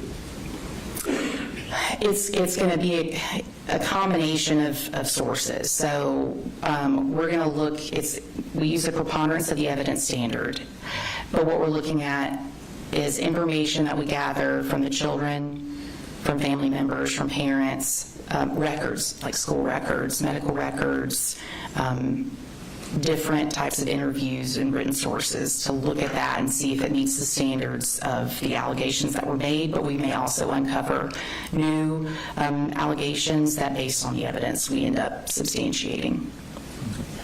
And does substantiation necessarily mean it gets into court? No. Okay. So in this case, you're talking about in 2023, Colin got custody of all 3 children? I wouldn't describe it as him getting custody necessarily, because he still technically had it as they were married. I think they remain married. I could be mistaken. But what we did was we worked out a plan where the children would be with him, and he would be expected to limit contact, prohibit contact, essentially. And in a case like that, would the department do follow-up visits with say in this case, the father, if the safety plan was for him to maintain custody and limit mom? We would. Now, we would generally be looking for some information that indicates noncompliance. But what we often struggle with different families is like transients moving places, or a parent may have been compliant and become non-compliant, so we can't find them. So there are always a lot of factors that go into trying to follow up in general with a family. How does it change your jurisdiction, say, from one county to another? How does that impact your ability to maintain any kind of follow-up? Well, in that particular case, we actually had what I would describe as like dueling county involvement. So at times we'd have Jackson County DFACS checking, we'd have Ben Hill County DFACS checking, but and technically all of our staff have got access to the same system, so we can see records regardless of where the family may be located at that time. But if we don't know where they've gone and we can't seem to find a credible source of it, then we really get stuck unless we can find a neighbor that tells us where they've gone, or a family member, something like that, that could give us a new lead. And you mentioned Ben Hill County. Is that where this particular case started? I believe that it did, yes. And following up with Jackson County, did DFACS or your office have any irregularities that they were concerned about after 2023? Can you say that one more time? Did your office in Jackson County have any irregularities or issues that they were concerned about following the children going up with Dad in 2023?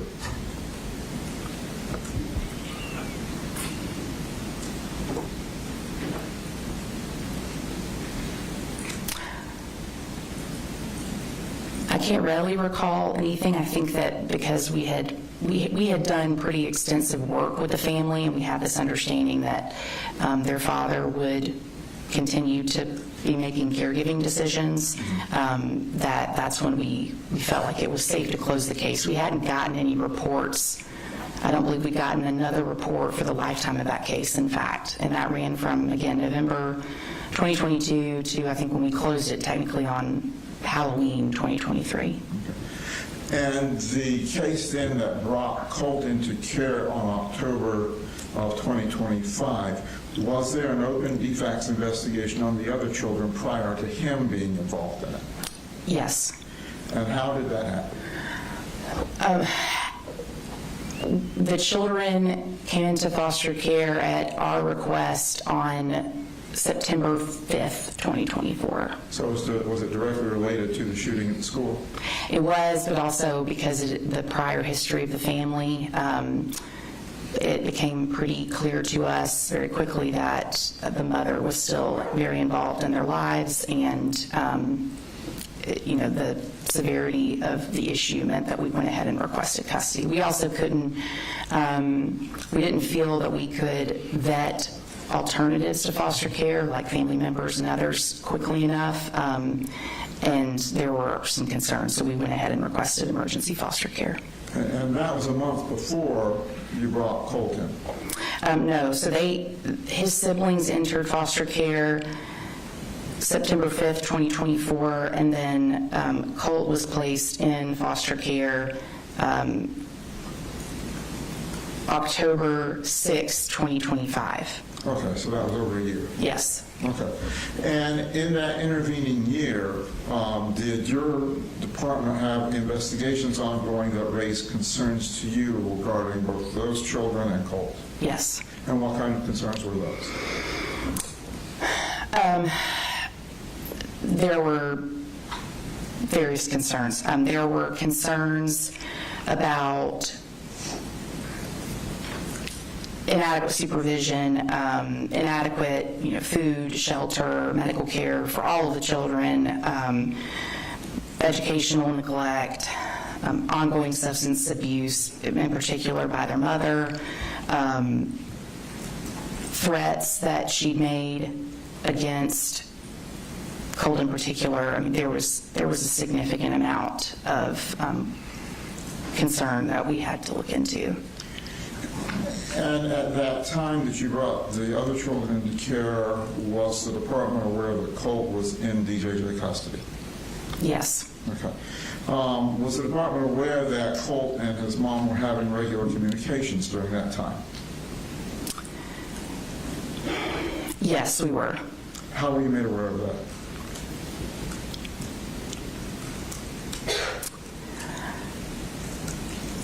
I believe it was a combination of information from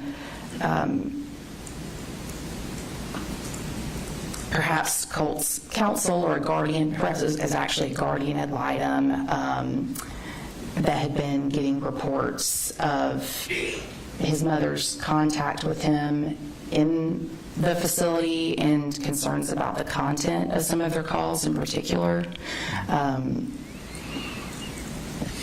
I don't know that I've adequately answered your question, but I remember that being a huge issue going into his removal into foster care.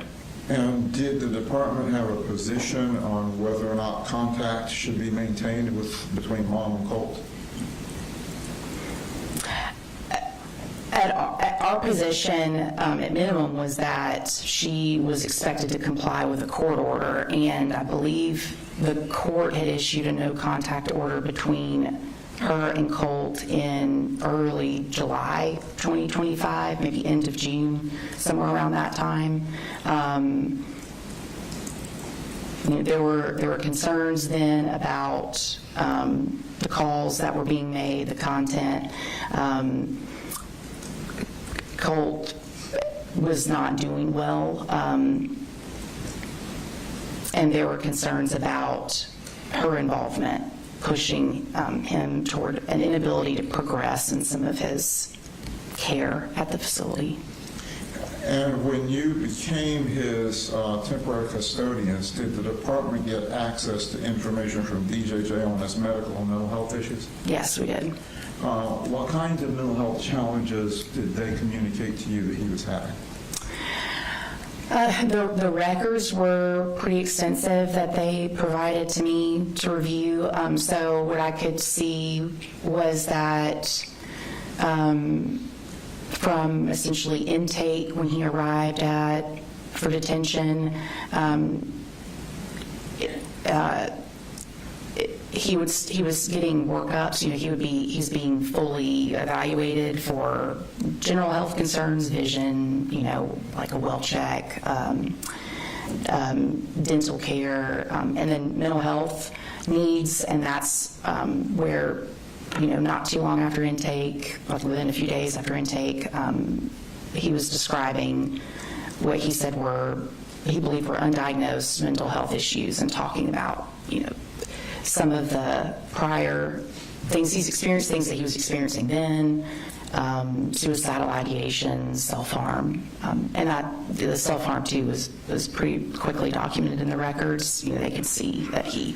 And normally for children who are in care, is DFACS responsible for making sure they get appropriate mental health as well as physical, yes, medical issues taken care of? Yes. And would that mean that you and your department and DJJ would need to interface to make sure for your responsibility that all that was being complied with? Yes, and we did. And during your review of the information that you got from DJJ at that time, were you able to determine whether or not appropriate measures were being taken for his mental health? I was able to make that determination. I'd be remiss if I didn't mention, even though he entered foster care, and that was really also when I was trying to do my initial safety assessment, that's a component. I was doing these things at the same time. I also was asking basically any healthcare facility I could think of under the sun if they had any records involving Colt, because I couldn't really get great leads on where he'd gotten care. He was telling me he hadn't gotten anything except for maybe an eye check. He didn't recall going to any doctors over the course of his life. So I was sending those requests out, and I was also collaborating with DJJ staff to look at what they had. And did you find anything that suggested that he had appropriate private medical care prior to coming into DJJ? No. I was really surprised by the complete absence of care, because you normally don't see that. I mean, even with some families that struggle, you'll still see that maybe they've been to the pediatrician, prior years, but I wasn't really getting any luck there. And during this time that he was in your care, what kind of other investigations were done by the department to determine what the family life and family structure was like? So I needed to talk to several family members, so I did. I talked to his grandmother, I talked to paternal aunts, I talked to a maternal aunt, I talked to the clinical team at the facility, the educational team, administrative staff. I reviewed all those records, and I was trying to discern I was trying to discern, essentially whether he was safe there and was getting adequate care, and so I was looking at, what they had in their records at that time for diagnoses, treatment, any behavioral incidents, all of that stuff together.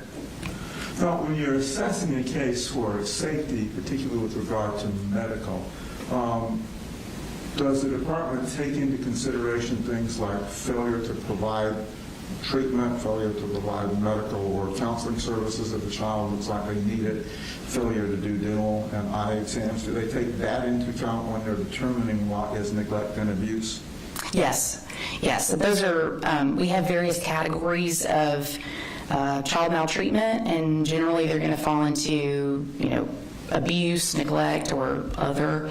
And so what I was looking at is all of that information together and trying to separate them out into whether I had enough, I'd met with the evidence, the preponderance of the evidence standard for those different categories. And I ultimately did end up making several substantiations on both parents involving Colt. And what, if you can, what were the categories of those substantiations? So for his father, and again this was focused on Colt in my case, for his father, I believe there were 11 categories that I recently substantiated for child abuse and neglect. And I'm going to make sure I get all this. So inadequate supervision, inadequate food, shelter, medical care, educational neglect, domestic violence,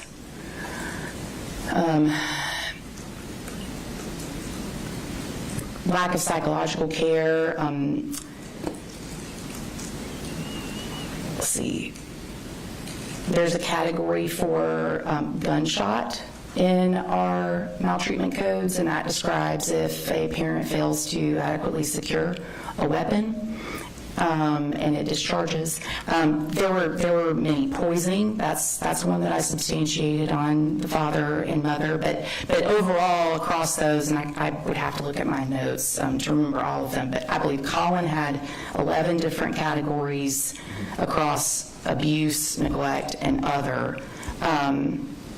Imminent risk of harm is the other category. That's where if they fail to comply with prior cases and now the children are in harm's way.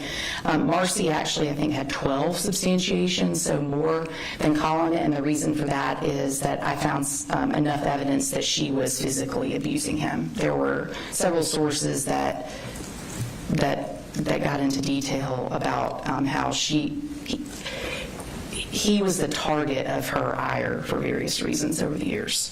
That's not to say there weren't allegations against their father for also physically abusing Colt, but I couldn't find evidence of like marks and bruises like I did involving mother and Colt.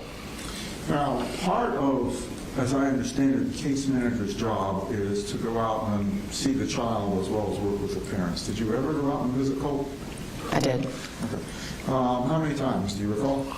I don't. At least we have to do monthly visits.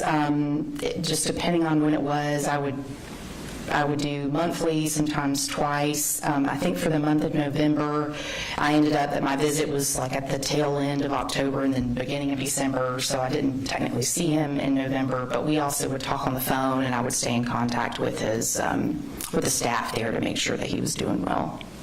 Did his brother and sister have a separate case manager? Yes. Okay. And just to reaffirm, you're not specifically a case manager, you were just performing a case manager role because of the complexity of the case? Yes. Okay. And during your visits and conversations with Colt, did you ever get a handle on, from him and or from DJJ, what they were doing to address his mental health needs? I did. They would describe in the records, I can look at how his evaluations and diagnoses changed over time along with the medication. I could see where symptoms would wax and wane.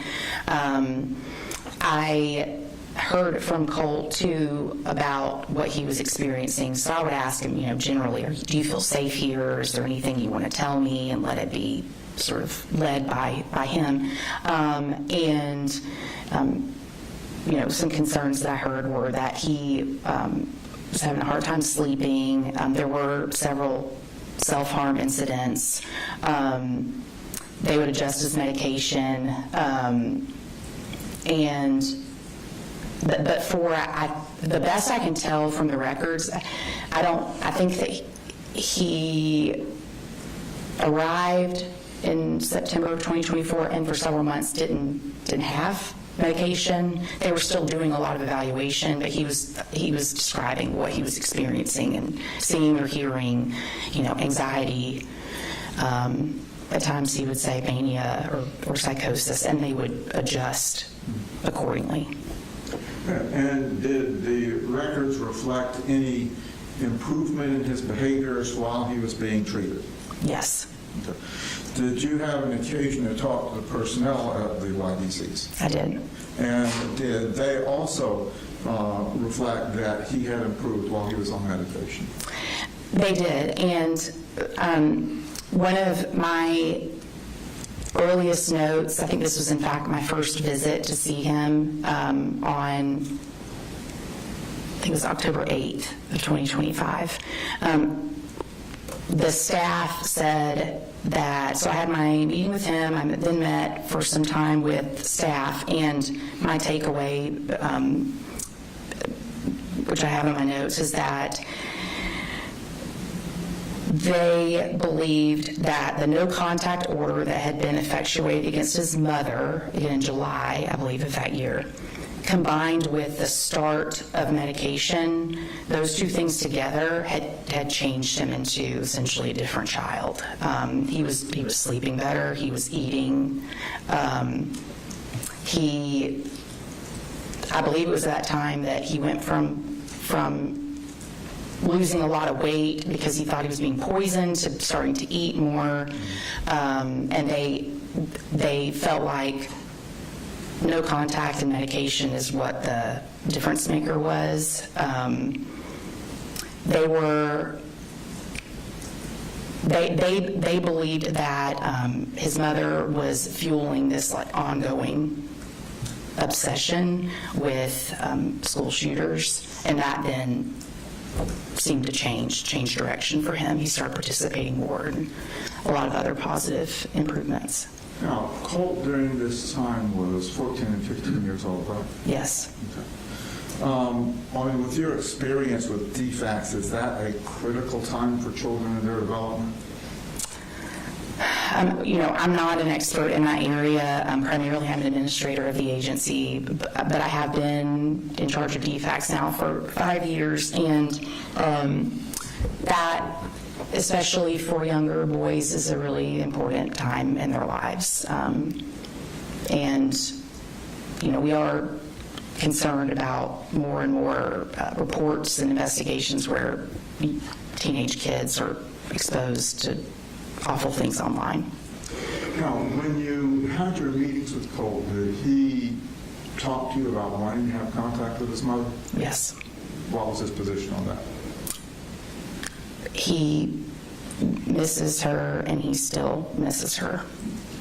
Is it the department's position that it's in his best interest to maintain the suspended contact? I don't think that it's in his best interest for her to have contact, but I can tell that he desperately misses his mother. Okay.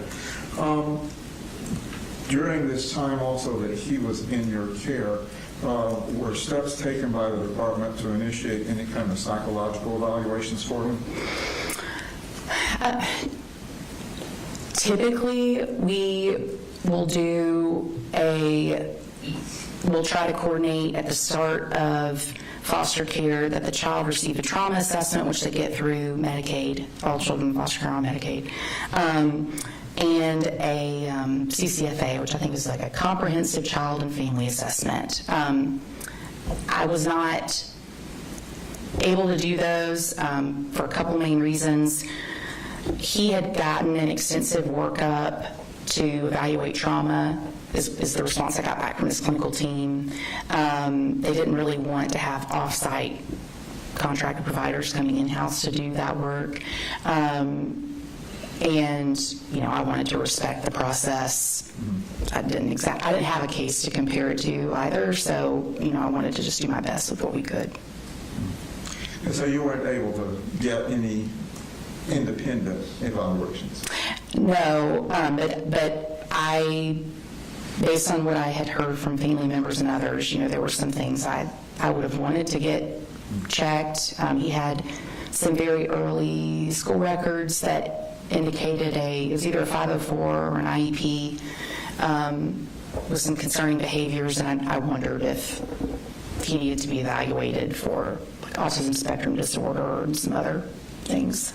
Did you, in your investigation, come across information that indicated that prior to the shooting, Colt had tried to get help from his family?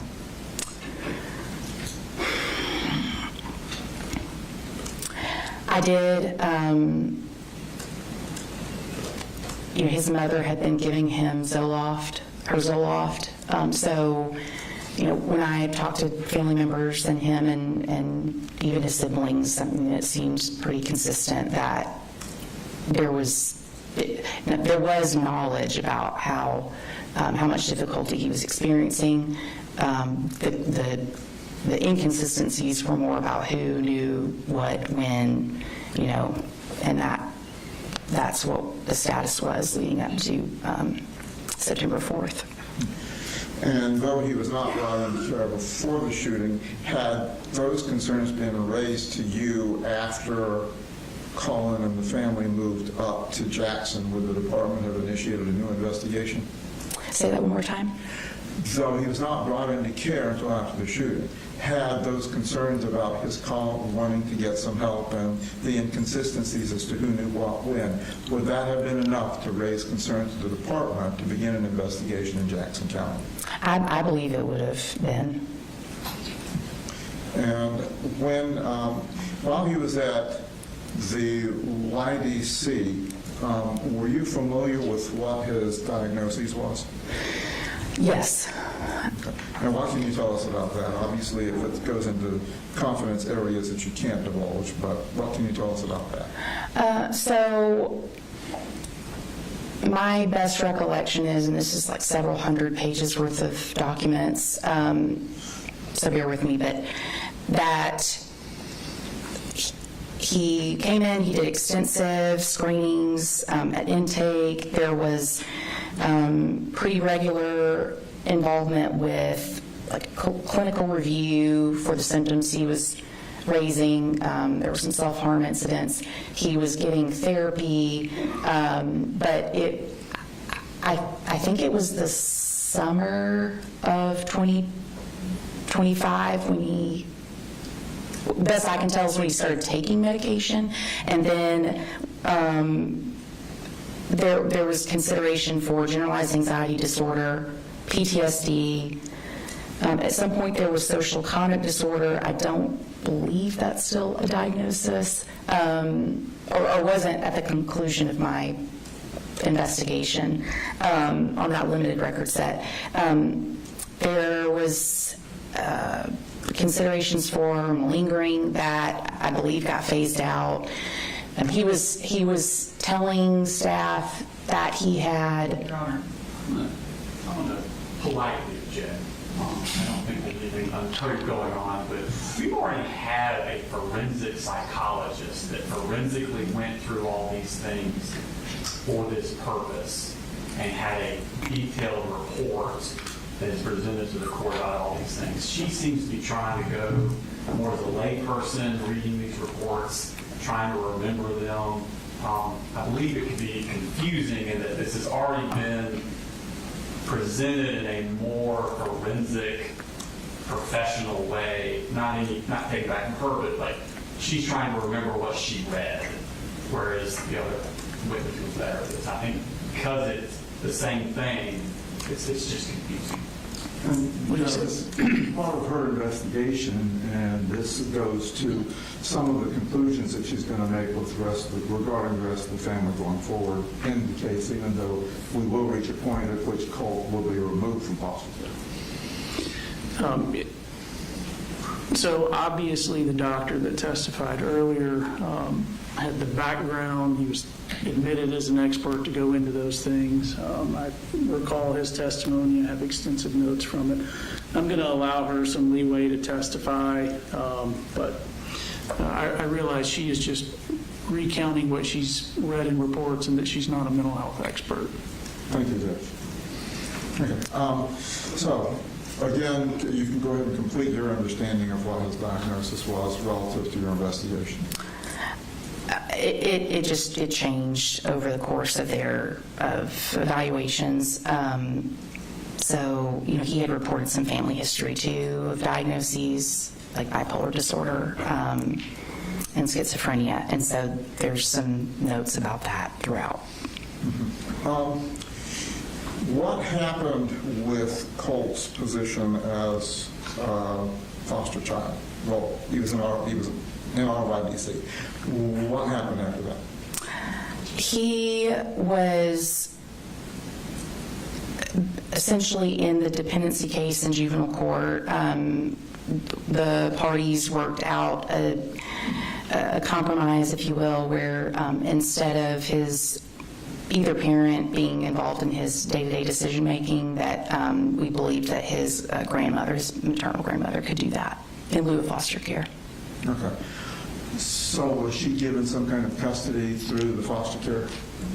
The judge permitted her to effectuate a legal document. I can't recall if it's like power of attorney or guardianship, but something akin to that with the mother. So at some point then, his case was closed with DFACS, is that right? His foster care case was closed. The investigative part, looking into the allegations of abuse and neglect, has continued. It's still technically open. Since that's still technically open, does the department have a direction that they're going with that? Now that I have made substantiations against his parents, my plan is then to just formally work through the administrative process of closing out the case. If there were new reports that we got, then that could extend it. That's not uncommon either, but that's the status right now.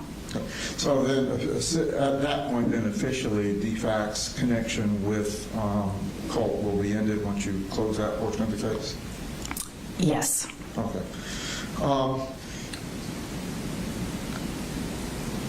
As you reach your conclusion, would it be the department's position that it's in Colt's best interest to remain not having much contact with his family until his legal position is resolved?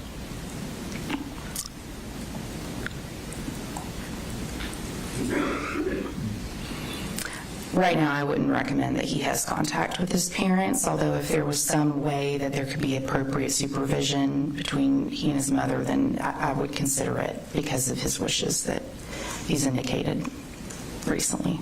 Okay, thank you. That's all I have, Judge. Cross, Mr. Smith.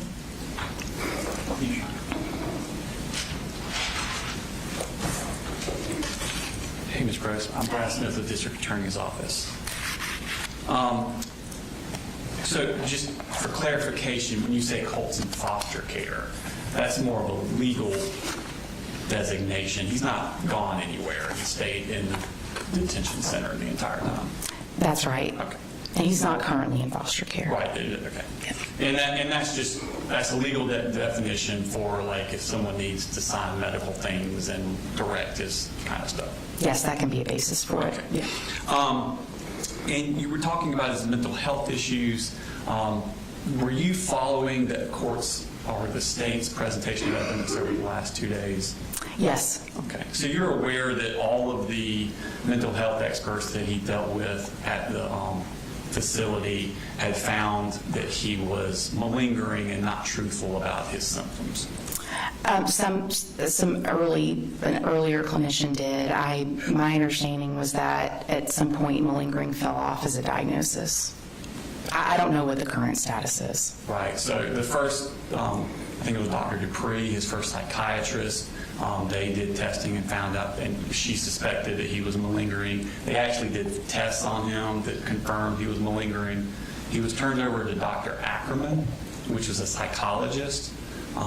He followed him, and all this time he's not being medicated for anything. And he found where he was malingering. And then he then said, we're going to take away the malingering because he's not saying he has psychotic symptoms at this point.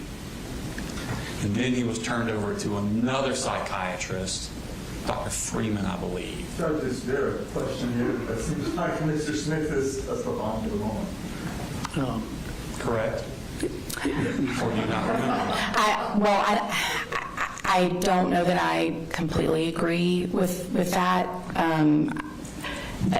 Admitting, though, that I'm not a clinician. So, no, I mean, I did see that at some point there was a malingering suspicion. I think it was a diagnosis code in some of the earlier records, but then that it was removed. Dr. Ackerman removed it. That's right, and in some of my interactions with Dr. Ackerman and Dr. Freeman, they indicated that would happen, that they were trying to either rule it in or rule it out, and they thought it might, in fact, be ruled out. But I was that's a limited set of time that I was involved But the only time that it was in the records that it was ruled out was Dr. Ackerman. And then later on, Dr. Freeman found instances of him malingering to her, or him. Excuse me. I don't know what was beyond that data set or And it was record set. After that he was interviewed by his psychologist, Dr. Richards, Okay. and given tests when was malingering then too. I haven't been in, I don't know what's in any of those reports. So we have 2 other doctors saying he was malingering after that Dr. Ackerman took off the malingering diagnosis. I believe you. I don't know. I wasn't involved in that process. Well, you told the judge that the malingering had been taken off, and I just want to point out that that's not correct. I understand. I'm sorry. My time was limited to a specific data set, and I just recall that being something that fell off as a diagnosis. Okay, so let's go back to Defect's first involvement with the case. That was started in August of 2021. That was I believe the first report that we received on the family. And that was on Colt had researched how to kill your dad on the school computer. Yes. And he would have been in 6th grade at the time. I believe so. So the first report had nothing to do with Marcy or Colin doing anything to Colt. Not that I recall offhand. And then the next report was in February 1st of 2022, so a few months later, and that report was that Colt was not enrolled in school.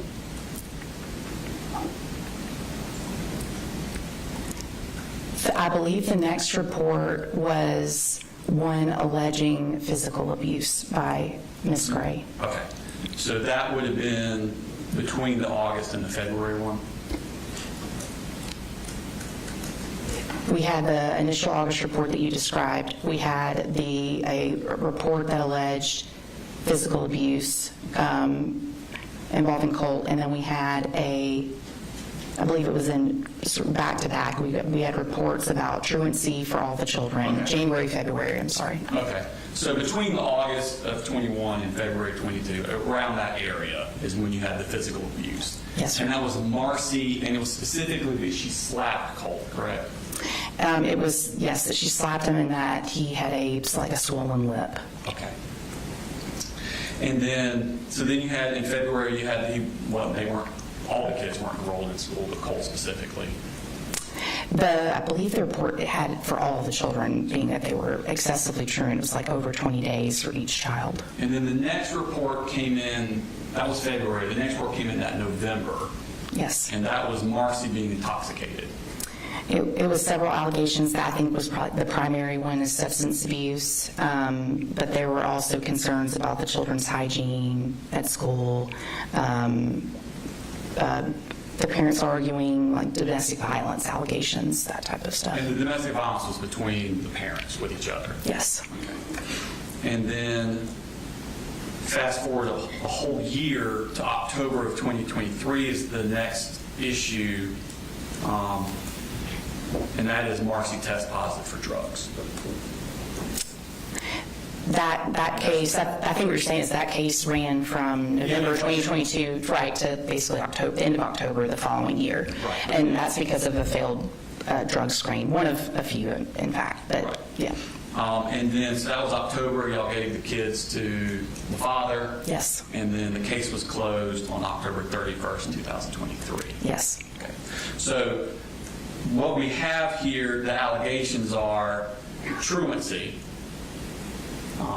hygiene, and mom's using drugs, and there was one incident in 6th grade where mom slapped him. There was for the case that involved allegations of physical abuse involving mom and Colt.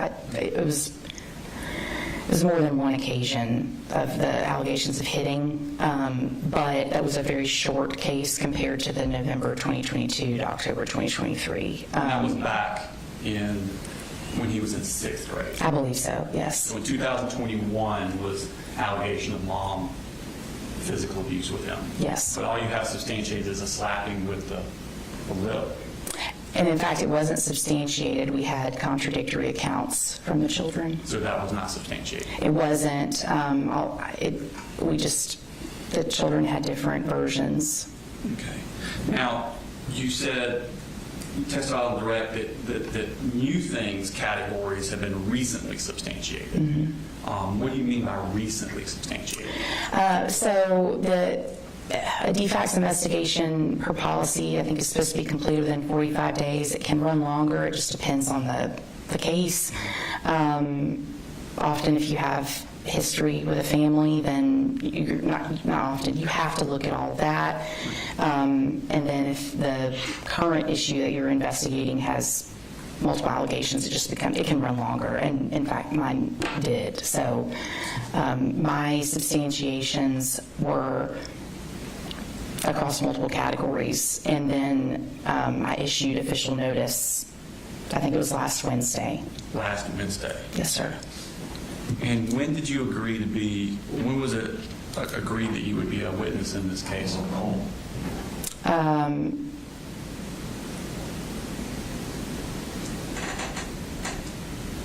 I think that we had talked about it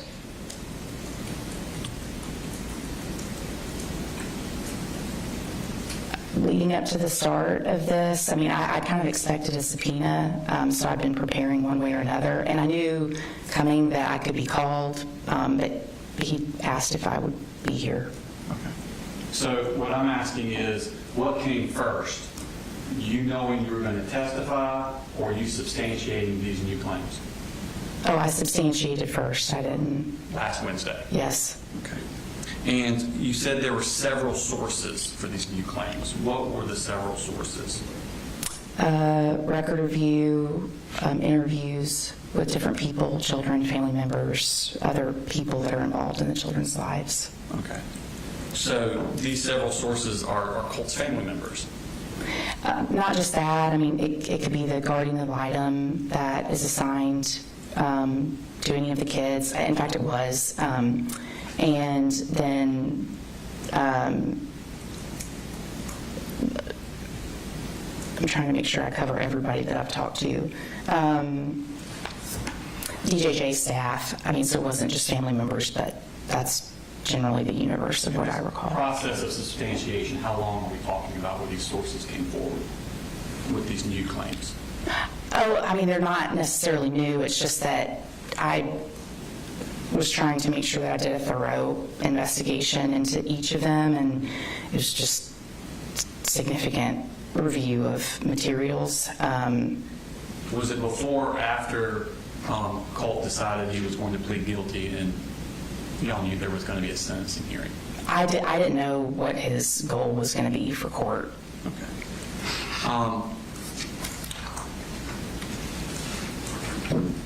I want to ask general, broad questions about DFACS and what y'all do, and thank you for what y'all do. How many children approximately does DFACS monitor for homelessness?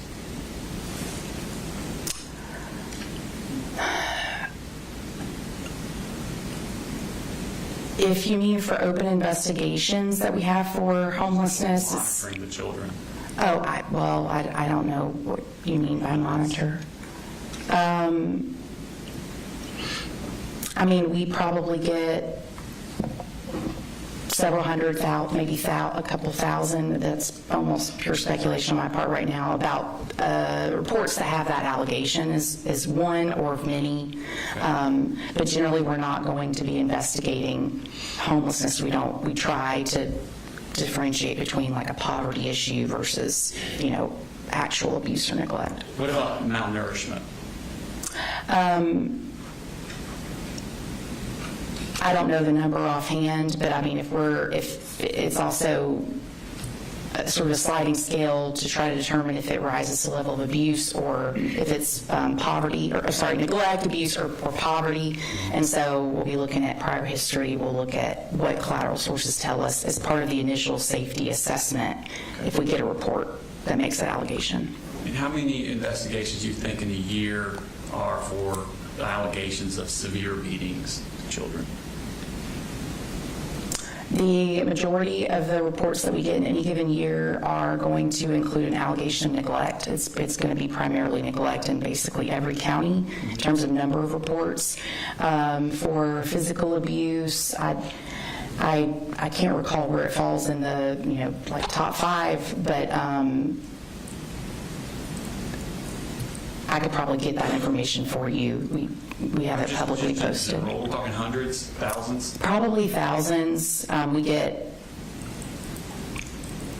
I think last year we opened several thousand cases in general. I mean, so they would fall within those. Same general idea about how many do y'all get referrals for children that had intentionally broken bones by their caregivers?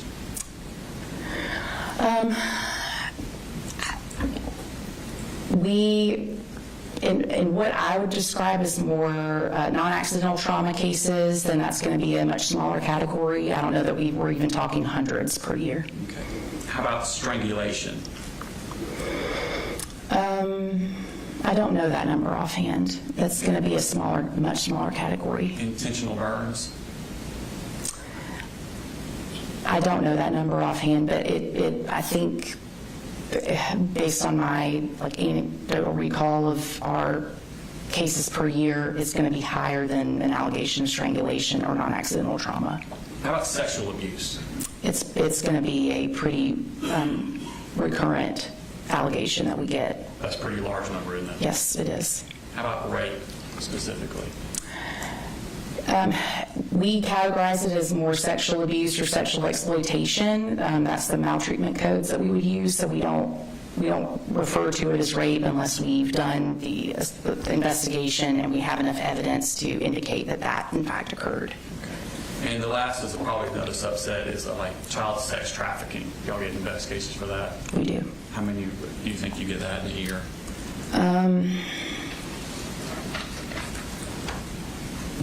Several hundred, maybe we're looking at 1,000 to 2,000. It's been going up in recent years. Yeah. So to sum up, Colt had a less than ideal upbringing in childhood. Yes. But also to sum up, we've seen worse, haven't we?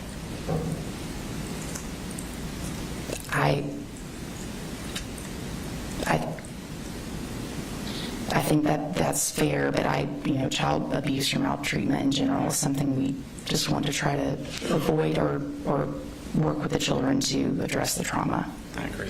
Thank you. Let me redirect.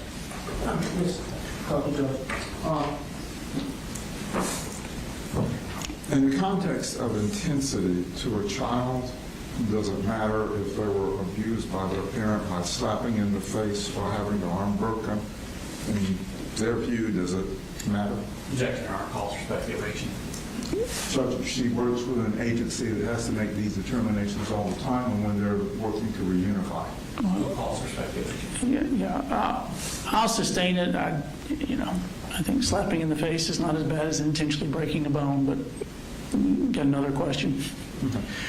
Within the context of DFAC's policy, you don't really monitor cases, do you? You get them on referral? Correct. Okay. So your resources with the department don't allow you to track every child or every circumstance that exists in the state of Georgia, right? That's right. We rely on reports. Okay. Is it reasonable to believe that not all cases that have severe abuse are reported? Can you say that one more time? Is it reasonable to assume that not all cases that have severe abuse are reported to DFACs? Yes, it's reasonable. We often will find out later. And when you get a referral and a report, do you have a legal obligation to follow through and make sure, whatever the intensity of the allegation, that the case is investigated? Yes, and we have extensive policies that help guide case managers on what they should do based on the maltreatment codes alleged. And is there a policy on how you handle families who have recurring referrals to DFACs? There are several policies that apply, yes. So if a family has more referrals than, say, the standard, which may be one time over spanking a child, about several things, and it may not be severe each one. How do your policies interpret the way you approach that fact? We review all of the records that we have, including just reports, including if we did an investigation, what that is, all the different case types that we would have worked. And then we view them together to determine if there's like chronicity, if the severity of the claims, all of those. So it can be very discretionary, but that's why we have DFAC's policy that helps guide case managers. And would recurring referrals raise more red flags than a single referral? Yes. Thank you. That's all, Judge. Ma'am, do you mind spelling your last name for the court reporter? Yes, it's BROCE. Thank you. You're free to go.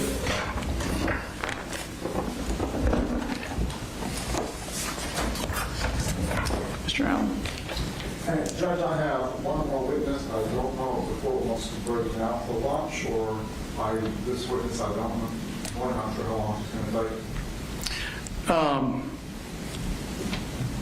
Do you think she's one, or he or she would be one before? I mean, we'd get done by 12 with them, or do you think they're going to be on the stand for an hour or two? It's not going to be an hour or two, but I don't think we'll be done by 12. Okay. Would you like to break now? Fish it. Okay. All right, ladies and gentlemen, we'll go ahead and take a lunch recess. Be back at 12:50. Thank you, Judge. Counsel?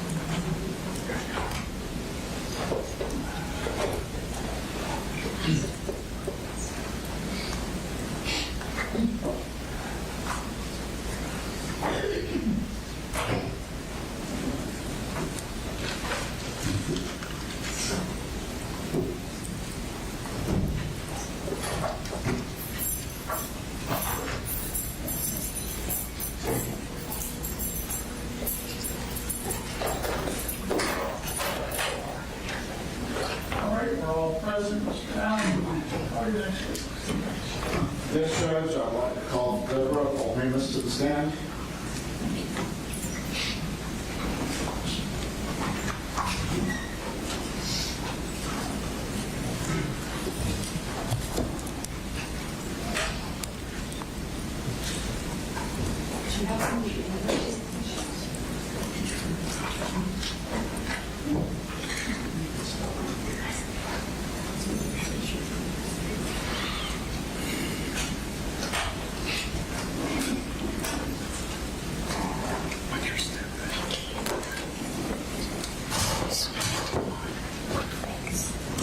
Please raise your right hand. You solemnly swear from the testimony about you give today will be the truth, the whole truth, and nothing but the truth. I do. Please be seated and introduce yourself to the court. My name is Deborah Polhemus, And would you please spell your last name? Polhamus. What relationship are you to Colt Gray? I'm Colt's grandmother, maternal grandmother. From the time that Colt was born, have you been involved in his life? From the day he came out, yeah. And how much have you had access to him over the past several years? It was you. Describe that. They rarely visited me, except during the pandemic. They stayed with me a lot then, but I was up there every month for their life, all their life. Where were you living at that time? I was living in Fitzgerald, Georgia. So where is that? It's about 4 hours south of here. Okay. Would you drive up for those 4 hours to see him when you came? Mm-hmm. Okay. Yes. How often would you say during the early days of his life that you were able to drive up? How often? I tried to come every month, sometimes 6 weeks. I was working, and I still had one in college, and I was traveling a lot with her, but I was usually up here once a month. What county were they living in when, say, he was 1 to 5 years old? Statham. And where is Statham in relationship to this judge? Statham is about 4 hours. It's just 10 miles from Winder. Okay. And during those visits, would you stay in the home, or would you get a motel? No, I stayed in the home. Okay. How long would you stay with these visits? Usually the weekend. I drove up on Friday after school and drive home Sunday evening. And so after school, what was your profession? I was educator, special education educator. Okay. Did you have anyone in your family that was a medical person? I did. Who was that? Well, my sister was a doctor. She died when Colt was young, and I had several aunts and uncles that were nurses and doctors. Okay. Did you ever get involved in any of what they did, or did they teach you anything just on the side, like sometimes kids learn from their parents? Not really. Most of what I learned studying.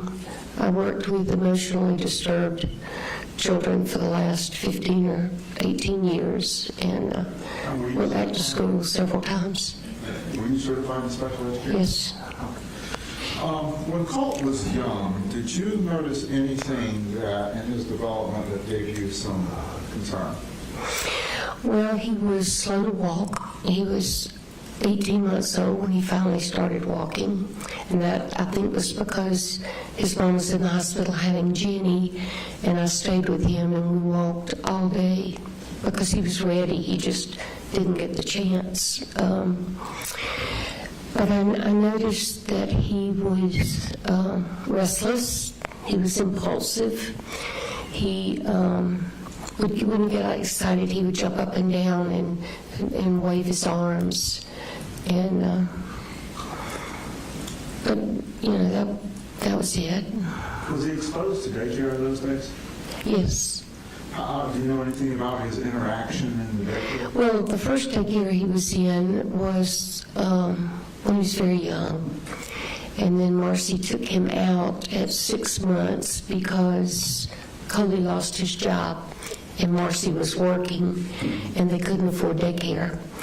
I offered to pay for it, but Marcy said no. If Coley was going to be at home, he could take care of him.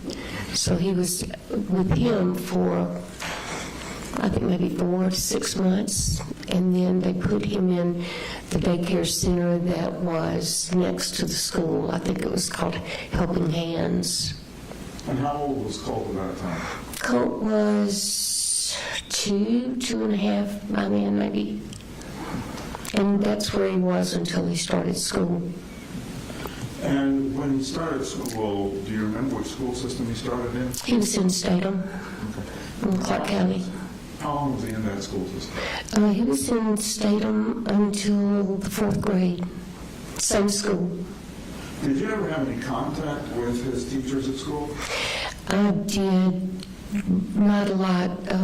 When he was in pre-K, they did a developmental profile on all the children, and Colt scored really well on everything but social emotional. So they decided to do what they call a 504, and it's a program that leads into or out of special education. It was for his behavior and his impulsivity, and if he got concentrated help and improved, then he would staff out, and if not, he would staff into special ed. And he received those services at the elementary, which was just across the parking lot. And then in kindergarten, he stayed in under the 504. And they staffed him out at the end of 1st grade because he was doing well. You know, he still had an incidents once in a while, but his grades were well. He was attending, and things just seemed to settle down. How long did he stay in the school system in Statham? He was in Statham through the 4th grade. During that time, how was his parents? Were they having issues with drugs, or was it just financial? Well, they always had issues. They were doing a lot of drinking at that time. And then they got way behind on bills. Coley bought a new truck, and he bought a camper, and he bought a fancy fishing boat, and they got way behind, and they had to sell the farm. And that was the real beginning of the downfall. And how old was Colt when that happened? He was 4th grade. Okay. So 4th grade, would that be 8 or 9? Okay. Yeah. And did you notice at that time any impacts on Colt when that happened? Well, he was miserable. I mean, they all were, you know. They got yanked out of their school, they got yanked out of their home, the only place they'd ever lived, and they moved to Gainesville and rented a house. And Coley was working, Marcy wasn't. Marcy was deteriorating, and they didn't go to school for a long time, and then she finally got them enrolled, and Colt and Jenny both seemed to really like their school there, but they were only there for a few months. They got evicted, and then they went to Jefferson, and they lived there for a while, and things were about the same. I think by that time Marcy had started on some drugs, and they got evicted from that house, and then the pandemic hit, and they came to Fitzgerald. And Colt would have been about 10 years old during the pandemic? When they were down in Fitzgerald, did you notice anything about Colt and his relationship with his parents? Well, Marcy got a job. Colt and Jenny stayed with me most of the time because I was doing school with them. Jenny spent the night a lot. Colt would go home. They moved all of their stuff into a 1,500 square foot house, and you couldn't walk in the front door, and it was all turned upside down, and they were just miserable. I mean, you know, they didn't have anywhere to play, they couldn't nowhere to sit down and watch TV, so they stayed with me most of the time. And how was Colt's social interaction at that time? He didn't have any. You know, during the pandemic, they were staying with me. I took them swimming and things like that, but they didn't really have any contact with other kids. I got them in school, and I would take them, well, in the beginning, Coley would take them. Coley didn't work, he never did get a job during that time, and so he would take them to school and pick them up. We got Colt signed up for football, and he played football and had a really good time doing that. And Jenny was playing soccer. And then after DFACS got involved, Coley was not actually named on the initial report. It was just Marcy. So Coley got mad and just decided he was going to move them back up to Atlanta because he didn't want to have to deal with DFACS. So that, and I'm incorrect. They moved to my house before Jefferson because when they moved back up, that was when they moved to Jefferson. And was that the 2021 case we heard about earlier today? Was that what? The 2021 case that we heard about earlier today? Yeah. Mm-hmm. Well, what do you remember about Colt and the incidents around that case? Well, we reported them to DFACS because my other daughter did. I couldn't bring myself to do it.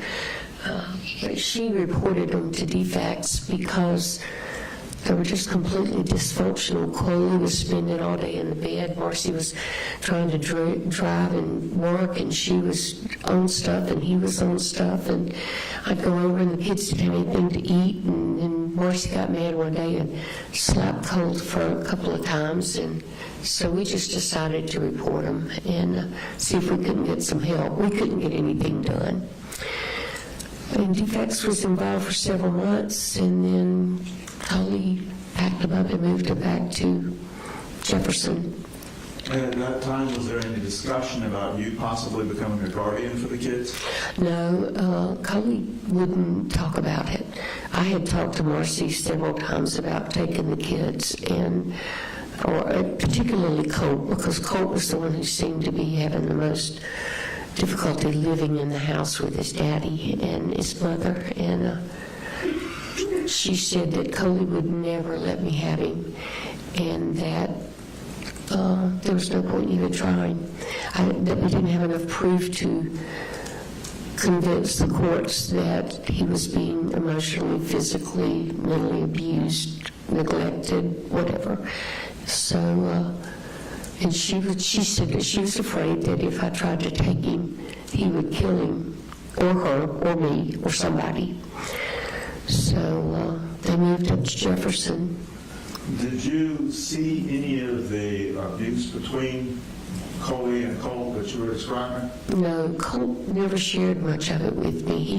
I think he knew I would worry, so he never said much. I did see, there was one incident when they were living in Jefferson where Colt and Coley were arguing, and I told Colt to go to his room. I said, just go to your room, shut the door.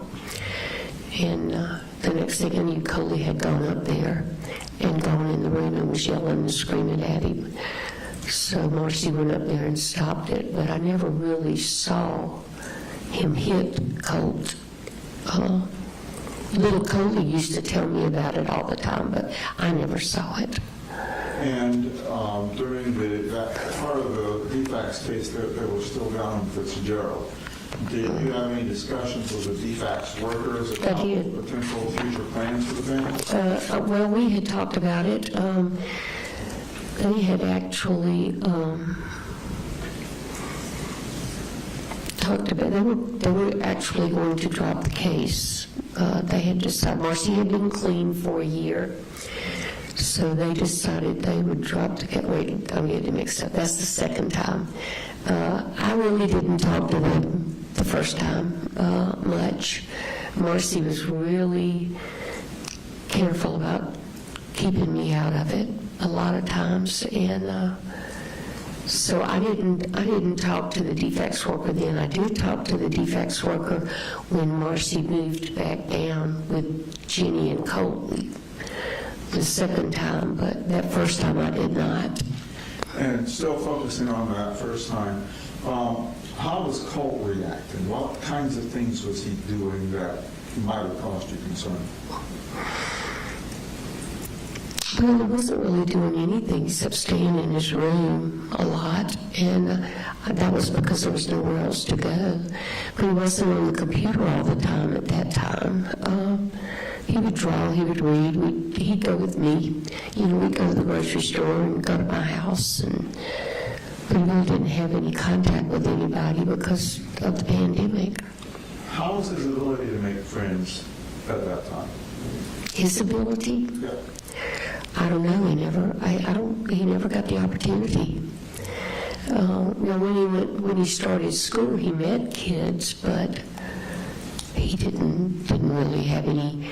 When he was playing football, he became buddy with some of the kids, but after football, that was it. You know. After the COVID period and during this DFACS case, do you know what time range it was they started going back to school physically? They started going back to school, let me get this straight. They were in school in Fitzgerald after the pandemic was over. We got them enrolled there, and then Coley left and took them up there to Jefferson. And it was a while in Jefferson before Marcy got them enrolled in school. When they went to Jefferson, was it in the middle of the school year? I wish I had my notes with me. Yeah, it was, I think, January or February. Coley decided to take them out, I think in December, snatch them out and take them up there. So do you know how long Colt was out of school in Jefferson after they were out, before he got back in?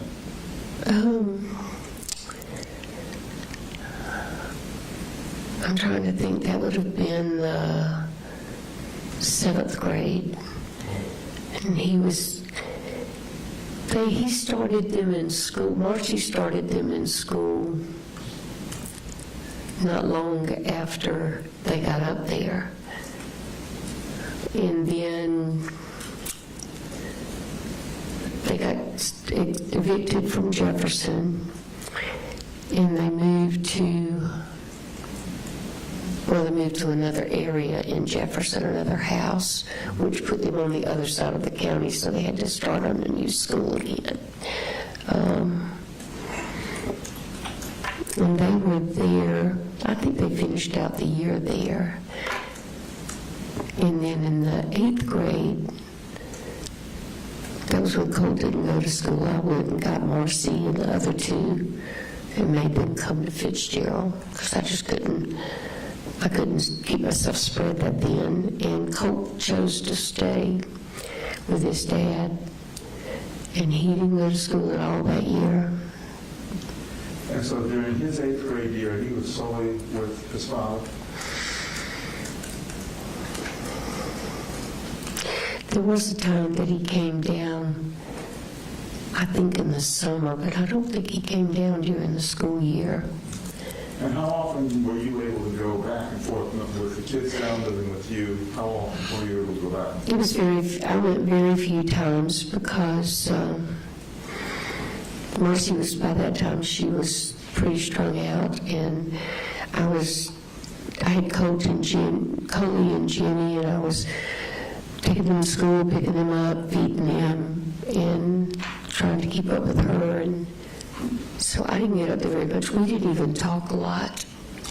During the time they were in Fitzgerald, was Marcy still having the drinking and drug problems? Yeah. Did DFACS get involved again down there? Yes, they did, and that was when I talked to the DFACS worker, and she got off of them, and then she went for a while without taking any and was passing all the tests, and but she never did really quit. Not then. She did at one point, but she had started back by then. Was that the time that Coleman took all the kids again and moved back up because DFACS gave him custody? Yeah, that was when the incident happened with Marcy and me. And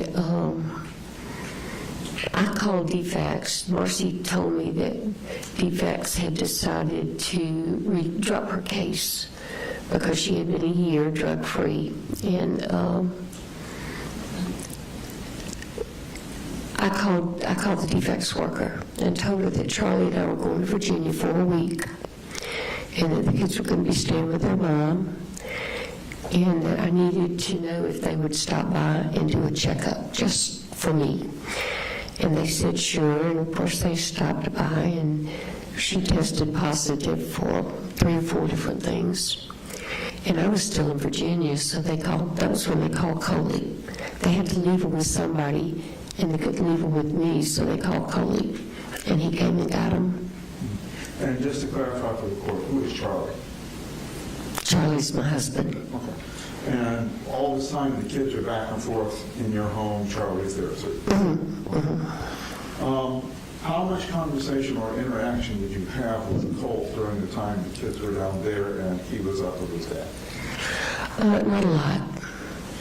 Not a lot. I went up, I think, maybe once or twice, and we talked on the phone some. But Coley was real good about changing his, I shouldn't say that. But little Coley, the last time I was up there visiting when the kids were with their daddy, little Coley kept begging me to stay. And I told him, I said, I'm coming back. I'll be back in a week or 2. And he said, Mammy, my daddy's always so much nicer to Colt when you're here. And I sat down with him and I said, well, what does your daddy do? And he's always yelling at Colt, and he's always fighting with him, and he hits him, and you know, that was out of the innocent mouth of a child. Little Coley was 8 at that time. So it was still going on, but I never saw it. You know, Coley was always hunky-dory, hey, Mamu, come on in. But apparently it wasn't that way all the time. So when the other 2 children were going back then with Colin, was he up in Jefferson County area still? I mean, Jackson County area? When the kids went up there? Yes. No, he was, he and Colt had moved to Bethlehem.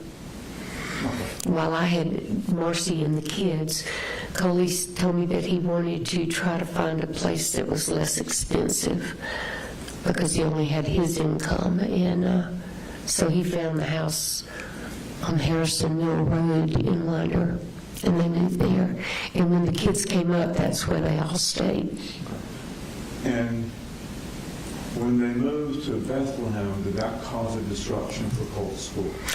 It caused a disruption for Colt because he made the comment to me that he loved Jenny and Coley, but it was always so much more chaotic when they were there. You know, apparently he and his dad had kind of settled into a groove, and he was afraid it was going to get turned upside down. But by that time, Colt was spending a lot of time on his computer, obviously, and I just didn't realize it. But you know, when he come out of his room and we'd sit and talk, it was just like Colt, you know, in the beginning. What, if anything, did you notice, or what event happened that made you start worrying about Colt specifically with his development and mental health?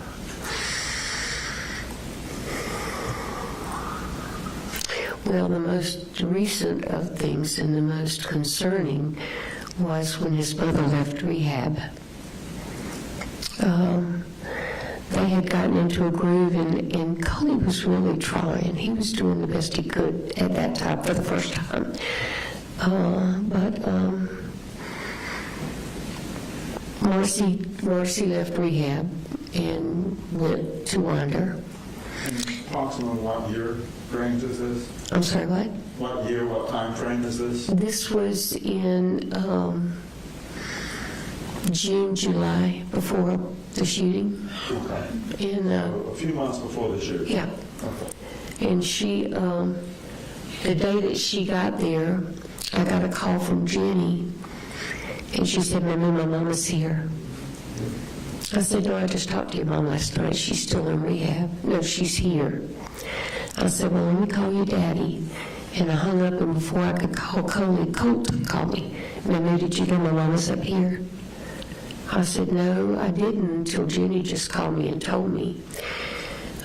So let me call Coley and find out what's going on."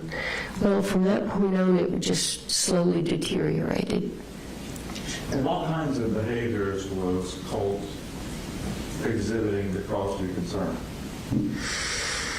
He was much more anxious, much more verbally abusive and hostile.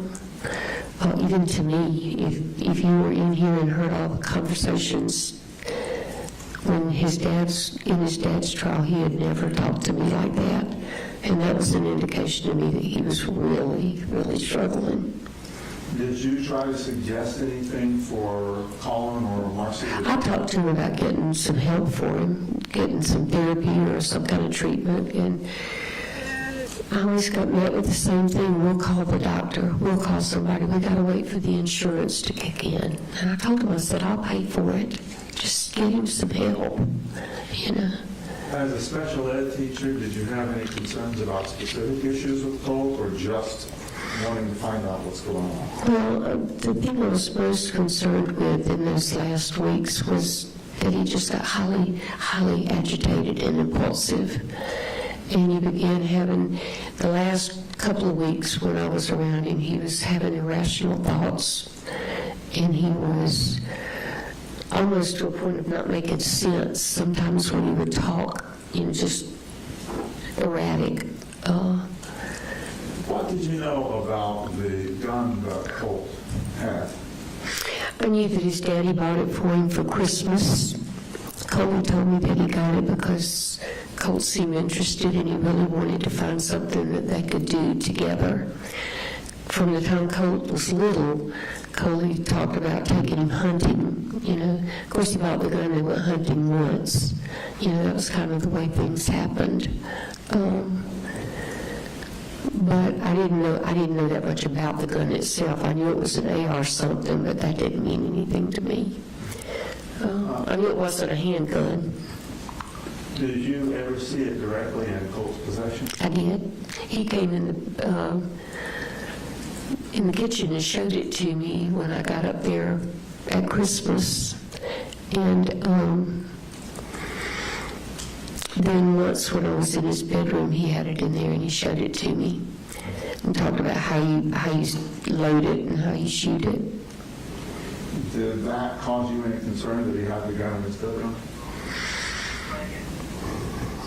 Honestly, it didn't at first because my daughter had BB guns and she kept them in her room.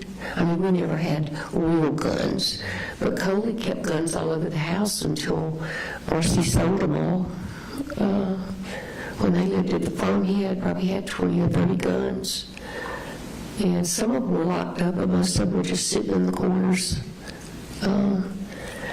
My daughter always told me it's a miracle I didn't get run over by a train. I'm so oblivious to things, but Colt didn't walk around with it all the time. It was just in the corner of his room, and I just honestly didn't think anything about it. And then in the June event that you were referring to in 2024, did anything come up that made you concerned that he had access to a weapon based on his increasing aggression and anxiety? No, I asked him one day if he kept it in there all the time, and he said some of the time, and then he told me that he had asked his dad to put it up for him. And then the last time I was up there, he came in and said, I told my dad I wanted him to lock my gun up. This was when I fell and broke my hand the week before the shooting. And I just figured that Coley did. And did Colt's behaviors ever rise to such an extent that you attempted to get some kind of appointments in place for them to... Yeah. No. Colt had a really bad panic attack at school, and the counselor called his dad, and his dad told him he couldn't come and get him, he was at work. So she called me and asked me if I would just talk to him. So I did, and calmed him down some, and I told him, I said, even if I leave right now, I can't be up there before school's out. You're going to have to stay there. So just stay in the counselor's office and sit down and do some deep breathing, and I'll be up there in the morning. I'll come up in the morning. So I got in the car the next morning and drove up there. He called me when he got home from school to let me know he made it home okay on the bus. And I went up the next morning, and Colt was at home. And I asked him how he was feeling. He said he was feeling better. And I told him that I was going to the school, and I went to the school to meet with the counselor. And I told him, I said, I don't have an appointment, but I really, really need to speak with the counselor. So she did see me, and we talked about what my concerns were, that I just had this feeling that Colt was going down a rabbit hole or something. And she said that they had just started using a certified therapist with some of the students, and that if I could get Coley to fill out the paperwork, she could start seeing Colt. So she emailed the paperwork to Coley, and he did fill it out and emailed it back. That was on Wednesday. No, that was Thursday, and she told me that she would be at the school the next Thursday, and she could see him then. So then I left there and called the behavioral center in Athens, and I told him what the situation was, that I was very concerned that Colt was just really, really struggling, and wanted to know what I needed to do to get him in.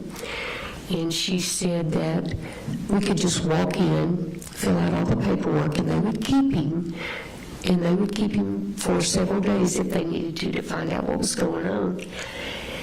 And I asked her about insurance. I said, if he doesn't have insurance, can I pay for it? And she said, are you his parent? And I said, no. And she said, well, if you're not his parent, we can't take him. We have to have a parent. And I said, well, I don't know if I can get his dad to bring him. He's got real crazy about taking him to somewhere. And she said, well, if you bring him on Saturday, we don't have very many patients on Saturday, and most people don't even know we're open. We'll be ready, and you can bring him and fill out the stuff. So that was the plan. We were going to take him Saturday. Well, when I left the school, I fell and broke all of the fingers in this hand. And I went to the emergency room, and the doctor put a bandage on it and told me that I needed to see the orthopedist as soon as possible. So I told Coley that I was going to go home and see my daughter called and made me an appointment for the very next morning, that I was going to go down and let the orthopedist see my hand and see what needed to be done, and then I would come back.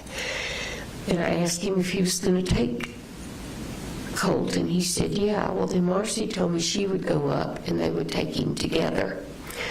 So I came home, went back to Fitzgerald, met with the doctor Friday, and Saturday morning Marcy was still at the house, and I asked her, I went by there, she was staying at my mom's house by then, and she said that she and Coley had gotten into a big argument and he wasn't going to meet her to take Colt to the doctor. So we didn't go, and of course you know the rest of it. And what week was that you broke your hand and then you set up the... That was the last week of August. It was the week before the shooting. So that appointment would have been on the Saturday before September 4th. And then, from what you just said, they never made the appointment. Okay. Well, I actually made the appointment, they just didn't go. They didn't go? Yeah. And did Colin take any other steps between that day and September 4th? I called 2 or 3 times to find out how things are going, and he said, "Oh, things are good. Colt's been fine." Colt didn't have a phone by that time, so no, he did. But I called him and he didn't answer. And then When did you first find out about the shooting? about the shooting, Yes. I was at the house, and Marcy was over there, and Coley called, and he called Marcy. Marcy didn't answer the phone, so he called me and he said, "I need to talk to Marcy." I said, "She's right here." So I handed her the phone, and he read the text message that Colt had sent, and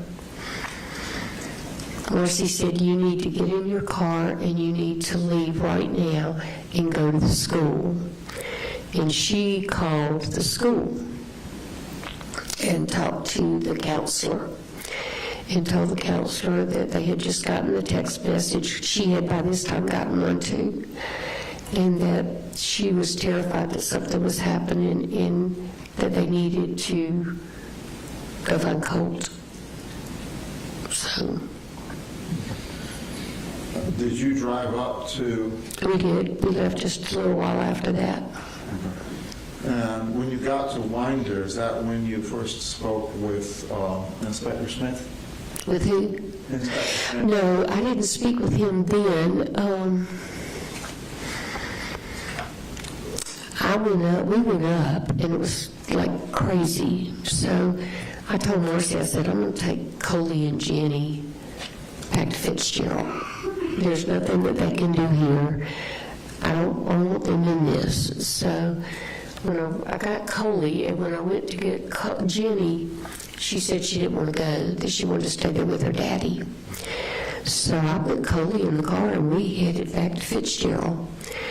And we had just gotten to Fitzgerald and gotten him to sleep when DFAX called, when the sheriff called and said we had to come back. That DFAX was taking the kids, and I needed to bring him back. So I got him in the car and turned around and drove back to Winder to take him. And it was sometime that next day, I think, that I talked to the investigator at the sheriff's office. Okay. And that was when DFAX took the children in the care? They already had Jenny. They had taken Jenny when Coley went in to do his interview, and they took Colt. They were waiting for me. I got back up there about 3 o'clock in the morning, and they were waiting for me at the sheriff's office. Now, when you were interviewing with Inspector Smith, did you give him any of your thoughts as to why this happened? I honestly can't remember, but I'm sure it had something to do with his mom and dad. By that time, my brain was so fried. I honestly don't remember a lot of what we talked about in that interview.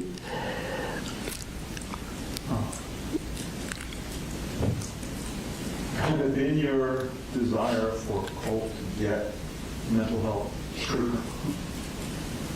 Did you want him to have mental health treatment? Absolutely. In your capacity as a teacher, did you find that to be important? Yes, absolutely.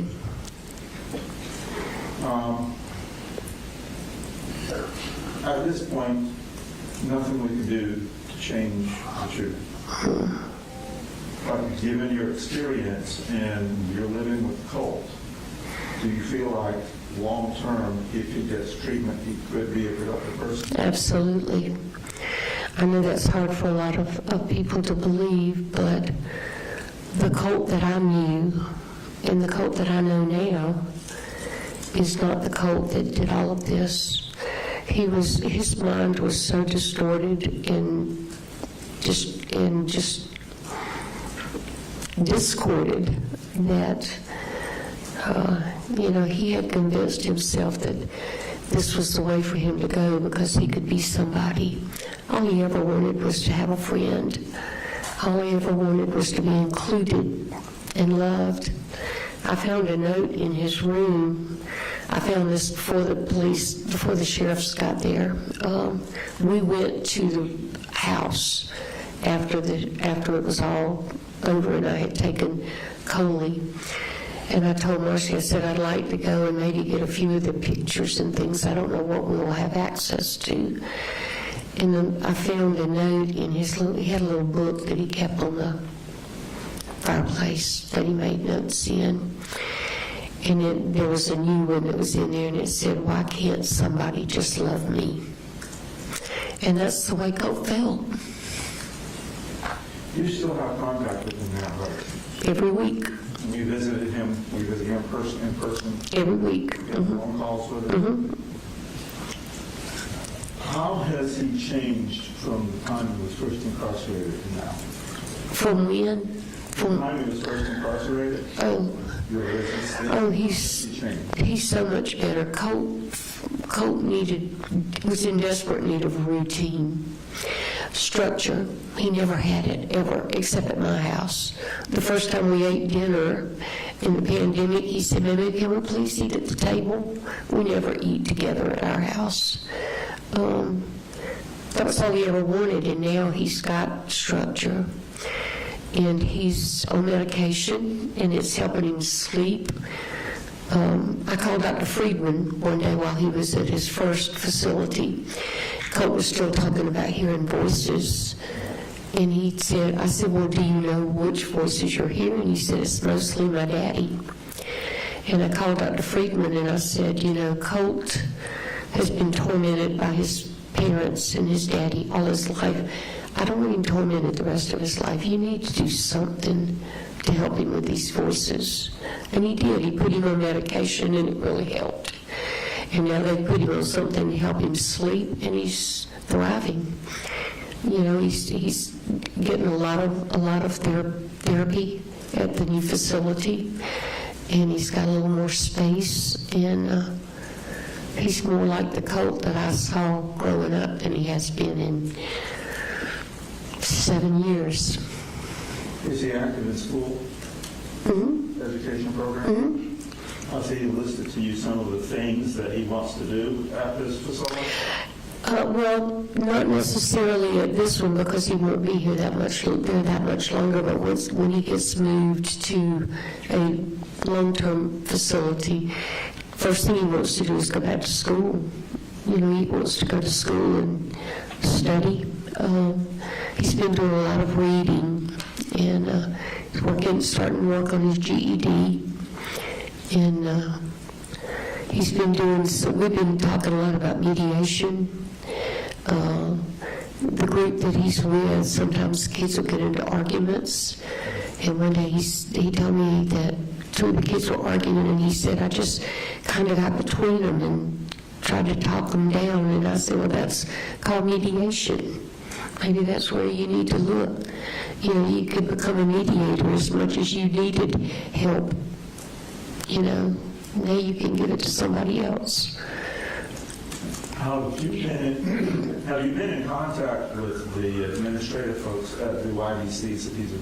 Yes. Mm-hmm. And have any of them indicated to you that he has behavior issues that disrupt other or towards other people? The first facility, the only thing I heard was when they shared with me that he just was really restless and seemed agitated some. The therapist that he had there was really good at working with him, but he left. And then when they started him on medicine, he got even better. I actually had a conversation with one of the counselors from his new facility the other day. He called just to check in and said that Colt was doing really well. That he's doing well in school. He abides by the rules, and that's all he ever needed was to know, this is what you need to do, and he'd do it. But this court is going to make a decision on what to do next. Do you have a request of the court as to what you would like for them to decide? Well, obviously, Colt pled guilty because he did it. You know, there's no denying that. He's accepted that responsibility. We've talked at length about remorse, how bad he feels about it, and how he wishes he could change things, but he can't. I would like, obviously, as his grandmother, and knowing what a great person he was before the trauma and since, I'd like to see him have a chance at some point to prove himself, to mediate, to do something productive. And I told him, I said, if you don't get out of prison, you can do it there. But if you do, you need to make sure you're ready to shine and show people that you are worthy. Seek forgiveness and go on. Thank you. That's all I have, Judge. Cross.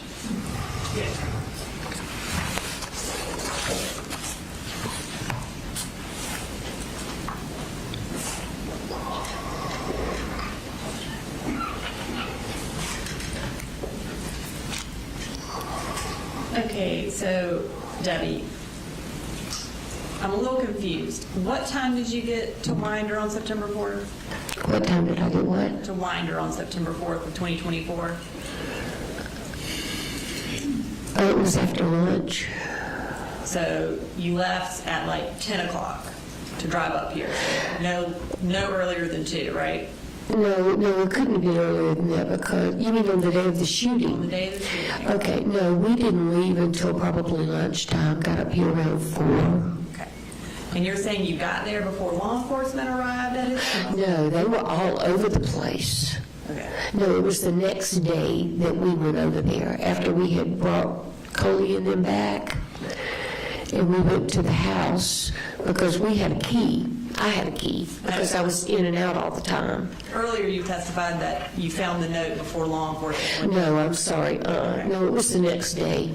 I wanted to go by there. I had taken some of, over the years, I had collected things of their lives that I didn't want to disappear. You know, pictures, drawings that they had done, toys, Christmas ornaments.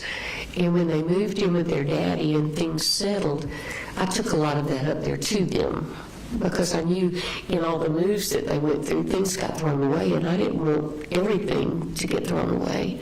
So when we took Coley and to DFACS, we had gotten a hotel room, and the next day before we left to go home, I told Marcy I wanted to ride by and see about getting some of that stuff. I said, because I didn't know what was going to happen to the stuff in the house.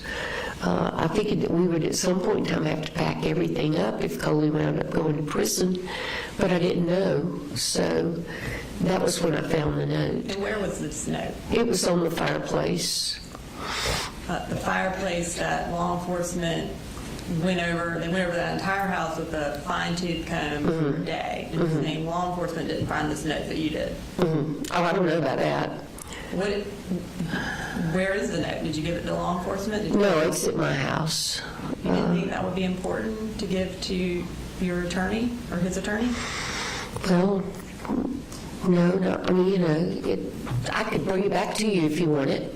No, I just would have assumed you would have brought it. Well, it wasn't something that I intended to bring up because I just figured it was going to be question and answer. What did you do? What did you not do? But since I got into the story form and I found that note, you know, I mean, okay. I guess that's just one more mistake I made in the whole situation. I didn't think it was something that mattered to anybody but me. Well, you're here asking for the judge to give your grandson some remorse, or not remorse, but give him the benefit of the doubt and give him a chance to get out. And you want to present evidence to this court about why you think you should get out, and you obviously thought that was important. I did think it was important, but not about him getting out. It was just important to me because that's the way he'd always felt. Nobody loves me. Why can't somebody love me? And you've paid for his defense attorney, correct? I did. And you've paid for his psychologist, correct? I did. And you believe his parents failed him, right? Yes. You believe part of the reason we're here today is because Marcy and Colin were terrible parents, right? I wouldn't call them terrible, but they're pretty close. Okay. I mean, that might not be the word I'd use, but And yeah. you want to make sure that you can do everything you can to give Colt a chance today. Because you believe you also made mistakes, right? Because what? You believe you also made mistakes in this whole situation, right? Well, I'm probably the most guilty of all in this situation because I was the one who could have done something and didn't. Because I was vulnerable enough to listen to my daughter say, you can't take my son, my husband won't let you. But at the end of the day, Colt is also responsible for Absolutely. his actions, right? Absolutely. And you've been in here this whole time during the sentencing. You've listened to everything that the state has presented, correct? And one of the things that we presented was a jail phone call between Colt and Marcy, and you were present for that on December 5th. Most of the calls that they took, I wasn't even in the room. Marcy was staying with us at that time.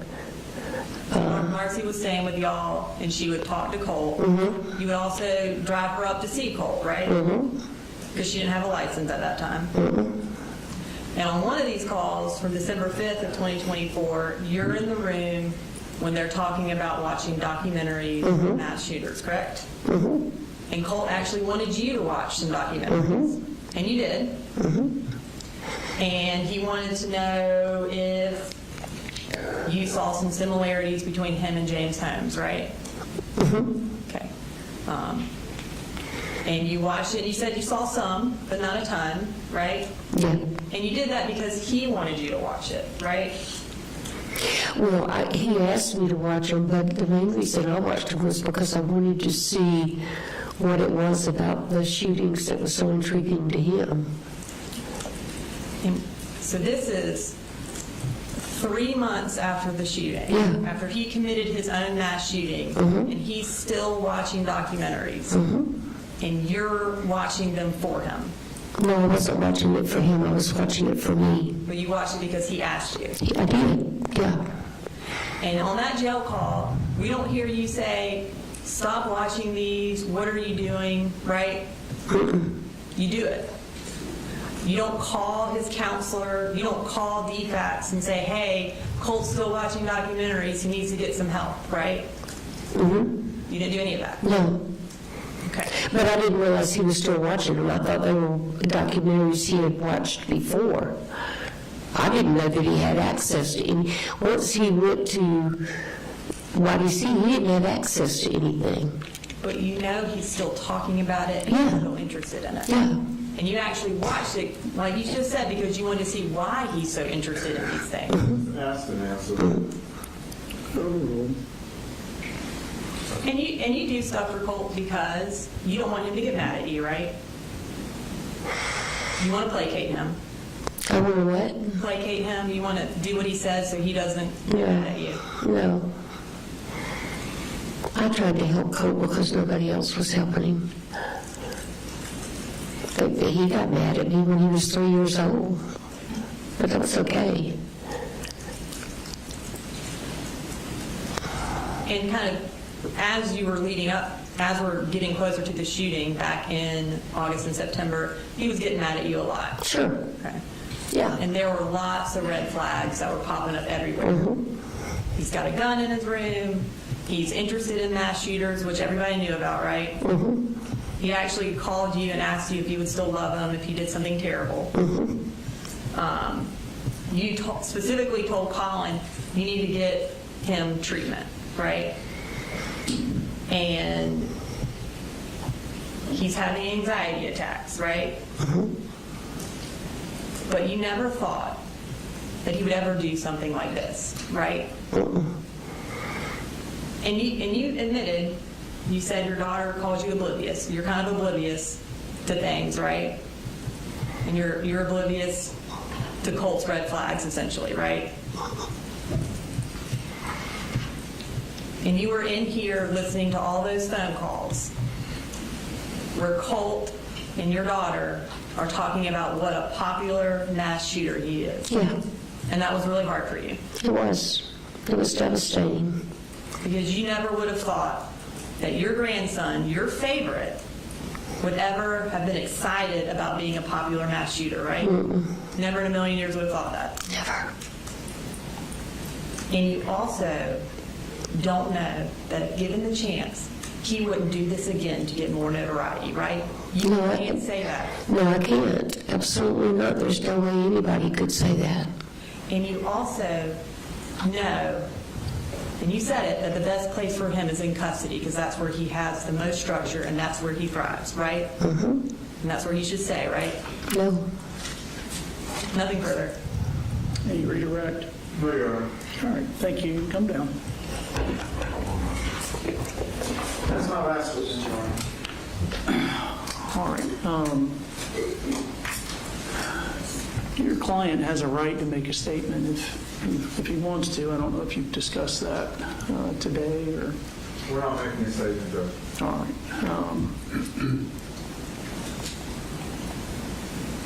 You all ready for closings, or do you need a break? I'd like a restroom break. All right. Take 10 minutes.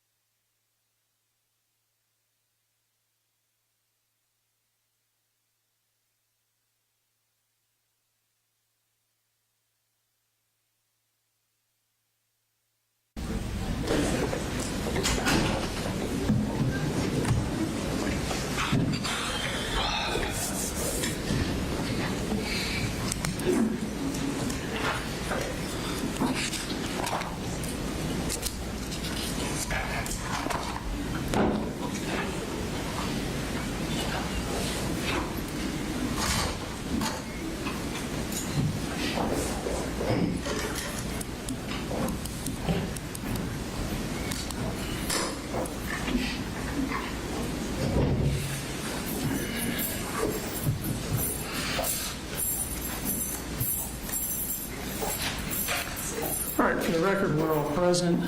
State has the right to open and conclude.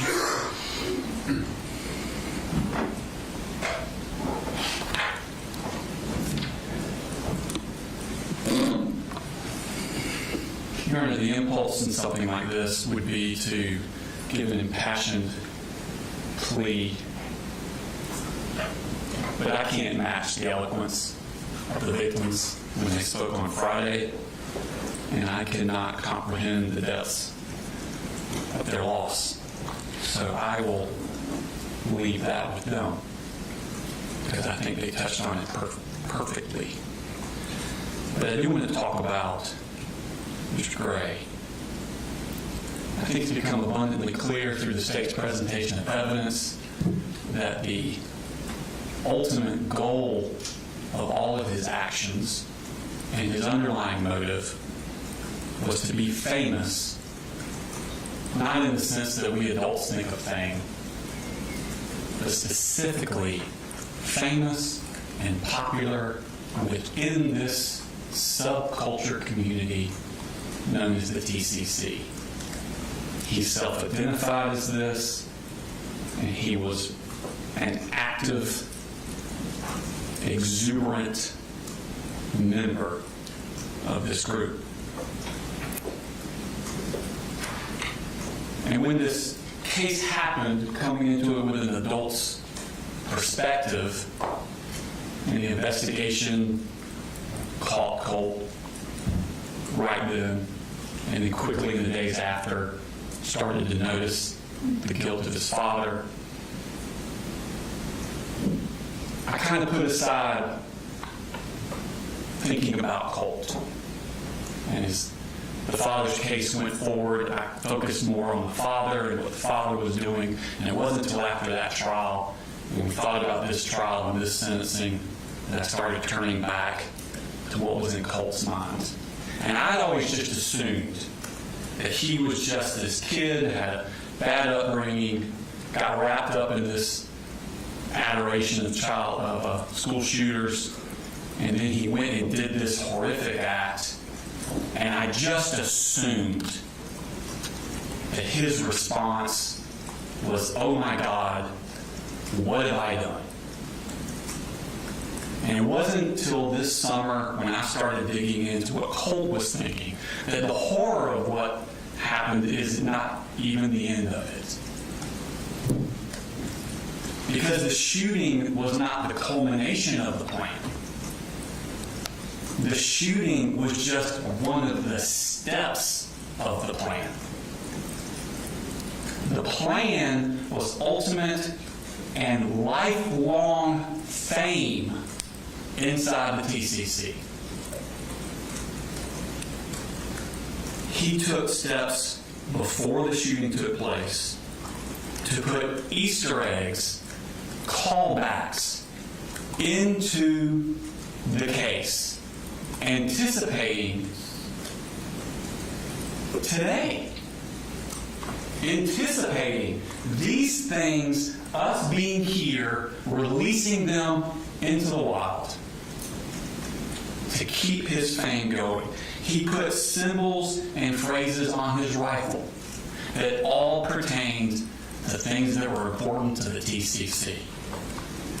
He staged his computer to look like Adam Lanza's. If you notice in those pictures, Adam Lanza had multiple screwdrivers around it set up in the middle of his room. He had multiple screwdrivers set up in the middle of his room and the hard drive open, exactly like Adam Lanza's. And it's not a coincidence, because you heard in his jail call him say, "Wait till the crime scene photos of my room are released." He thought about it ahead of time. The day he's doing the shooting, and he's supposed to be so lost in his mental illness, he has enough wherewithal to stage that in anticipation of the day in the future when they would be released. He sends the same text messages minutes before the shooting that Nicholas Cruz sent. minutes before his shooting. This is not someone who's in some sort of uncontrollable emotional breakdown. He is still calculating up to the second of the shooting. He places his notebook on the desk to be found with all of those Easter eggs, referring back to Nicholas Cruz, Adam Lanza, James Holmes, because he knows they will be released at his trial. And then the shooting came, the next step of his master plan. Jason Smith interviewed him within the hour of the shooting. And he continues. He has the mental wherewithal within an hour of the shooting to place more Easter eggs, more callbacks inside that interview. The purple gloves. He must have said the word purple 5-6 times. Calling back to Kyle Rittenhouse. Telling them that he called the hotline. A blatant lie. And another callback to James Holmes. He's saying this with more steps are being done to his ultimate goal of eternal fame after the shooting. He mimics Nick Cruz's arrest interview. I hear voices. Oh, I blacked out. This is not someone who's in an emotional breakdown and realizes, oh my God, what have I done? This is someone who's in the midst of their plan and they're still going through with it. Within a month, he's getting the word out through his mom. He's looking to see the posts, if he's popular or not. He has already sent pictures to Mandy for Mandy to release. They're released. He's so excited. And make no mistake, Marcy's disgusting, and her actions are contemptible. But he's the one that's directing her what to do. He's the one that says, pull up Tumblr. Pull up mass killers on Reddit. Call Mandy. Tell Mandy to do this. Make sure that happens. I know she's supposed to be the parent, but he's the one that's directing all this.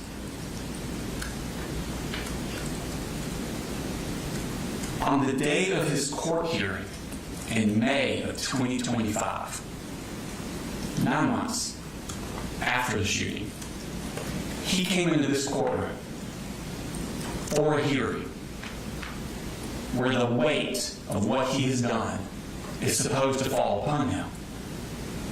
And he's supposed to contemplate his rehabilitation, his sentencing, what is going to happen to me legally that day. But what does he do that night when he gets home? He's back on the internet, back in the TCC, concerned about what those people in the TCC think about his hair. And he's saying, get the word out. I'm going to grow my hair back out because they liked it longer.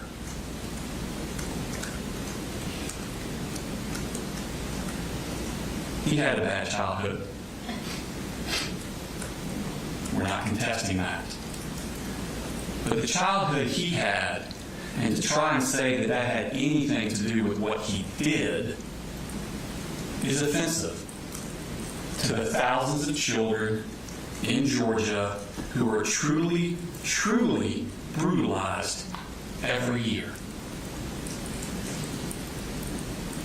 I know he's had a bad upbringing, but like I said, the defects.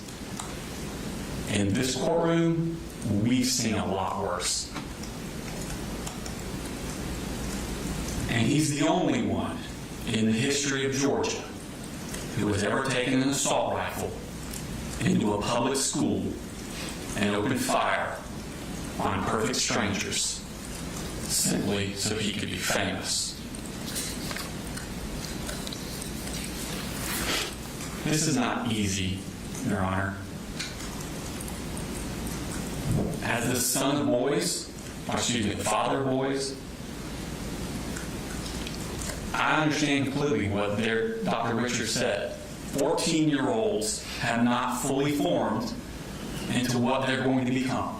I completely agree with that, and I understand that. But we've seen no evidence he has any ability to develop a conscience or any ability to ever fully value human life.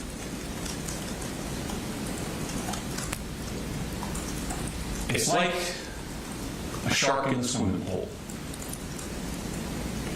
I don't know why the shark's the way he is. Is he born that way? He had bad parenting? Is it instincts? Something terrible? It's truly evil? I don't know why the shark is the way the shark is. But I do know one thing. He can't be in my pool. Colt Gray cannot be in society. And I ask you to sentence him to life without the possibility of parole. Thank you, Mr. Allen.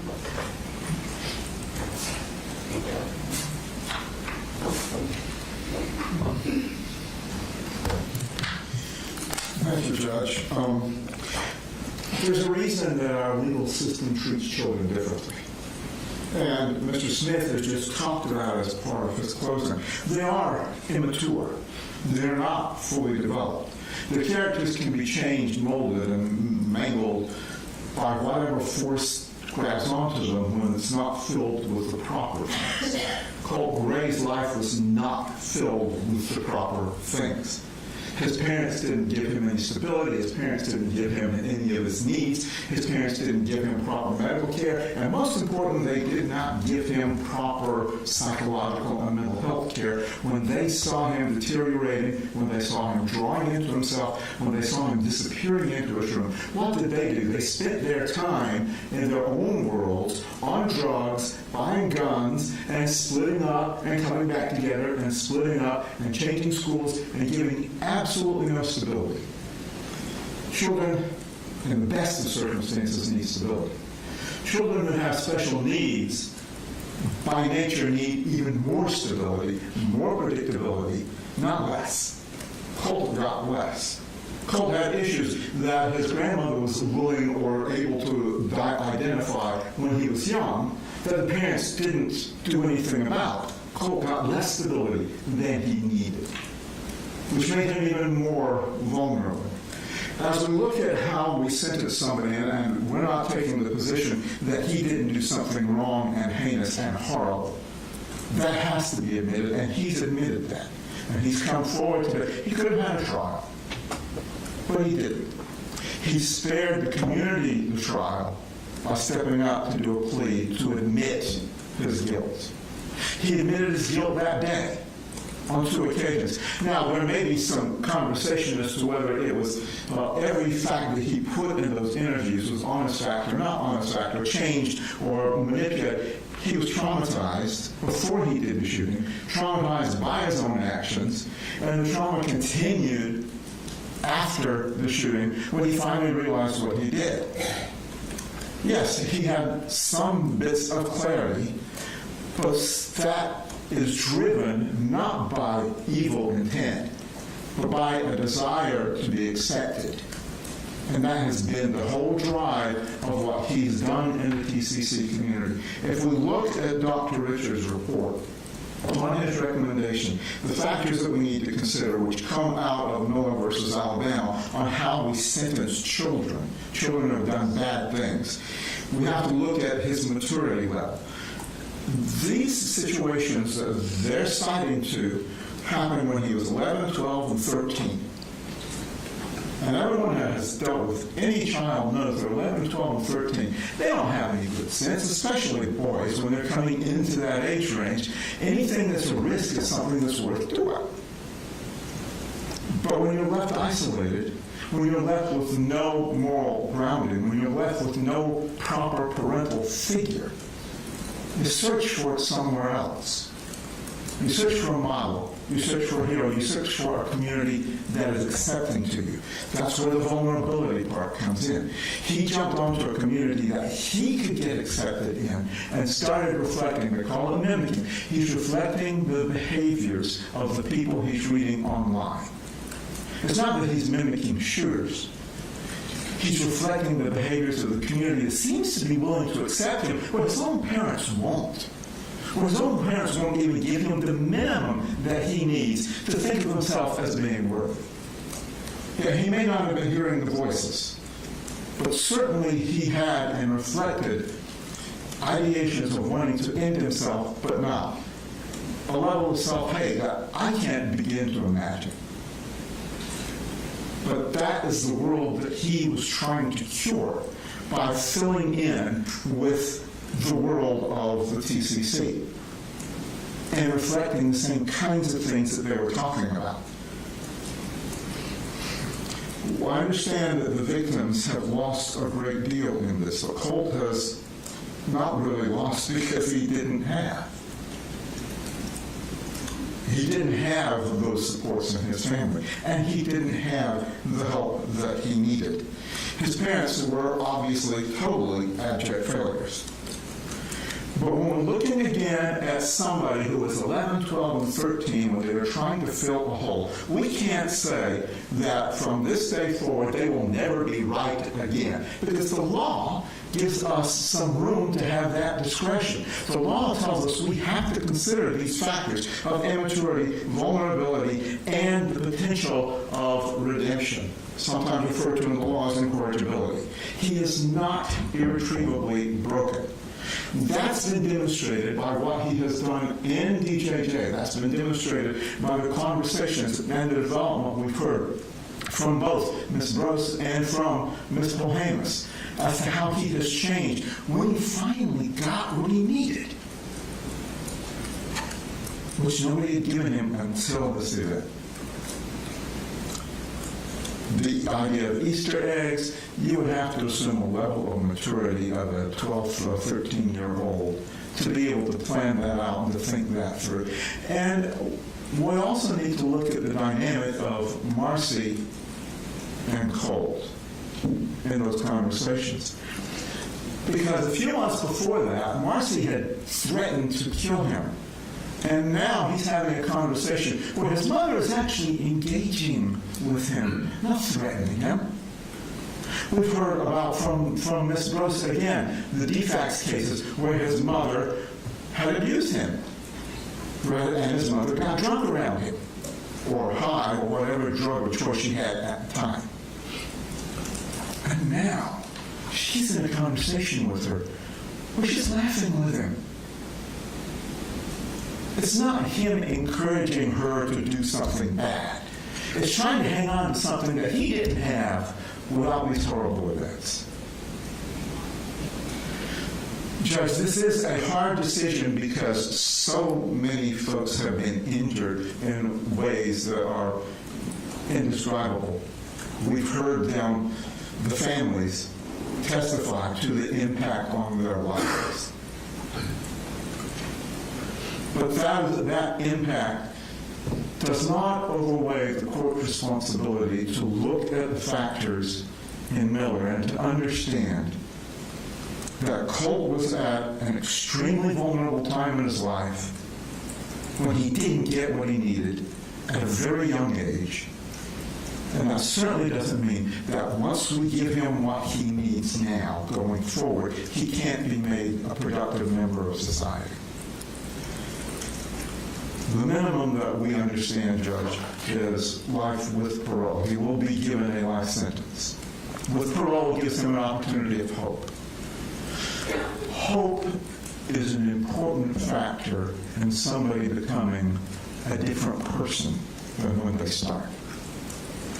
And if we give him life without parole, then that takes away the hope and that takes away the ability for him to change.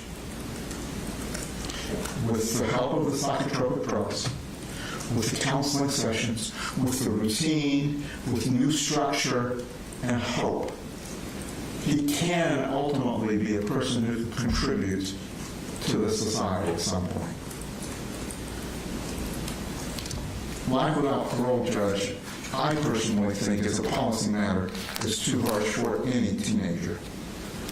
But I understand the law doesn't look at it that way. The law gives the court the discretion. The law gives the state the chance to prove that he is not redeemable. I don't think they proved that. They proved that what he did was very bad. They proved that what he did had some planning to it. But to the degree that he is such a twisted individual that he cannot be improved, I don't buy that. I don't think they proved that. I think what we have shown is that he can improve with the right help. And we're asking this court sentence him to the minimum, 1 count of life with parole. Thank you. Any last words? All right. It's almost 2:30.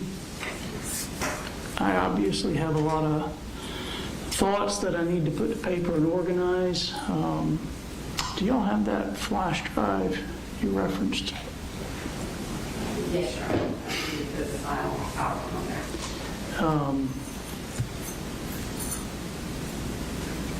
I don't know how long it's going to take me. It often takes me longer than I think it's going to. So I would say I'll shoot for 3:40. That's an hour and 15 minutes from now. I say this somewhat tongue-in-cheek. If I'm not done then, please wait longer. So 3:40 will be the goal. Thank you.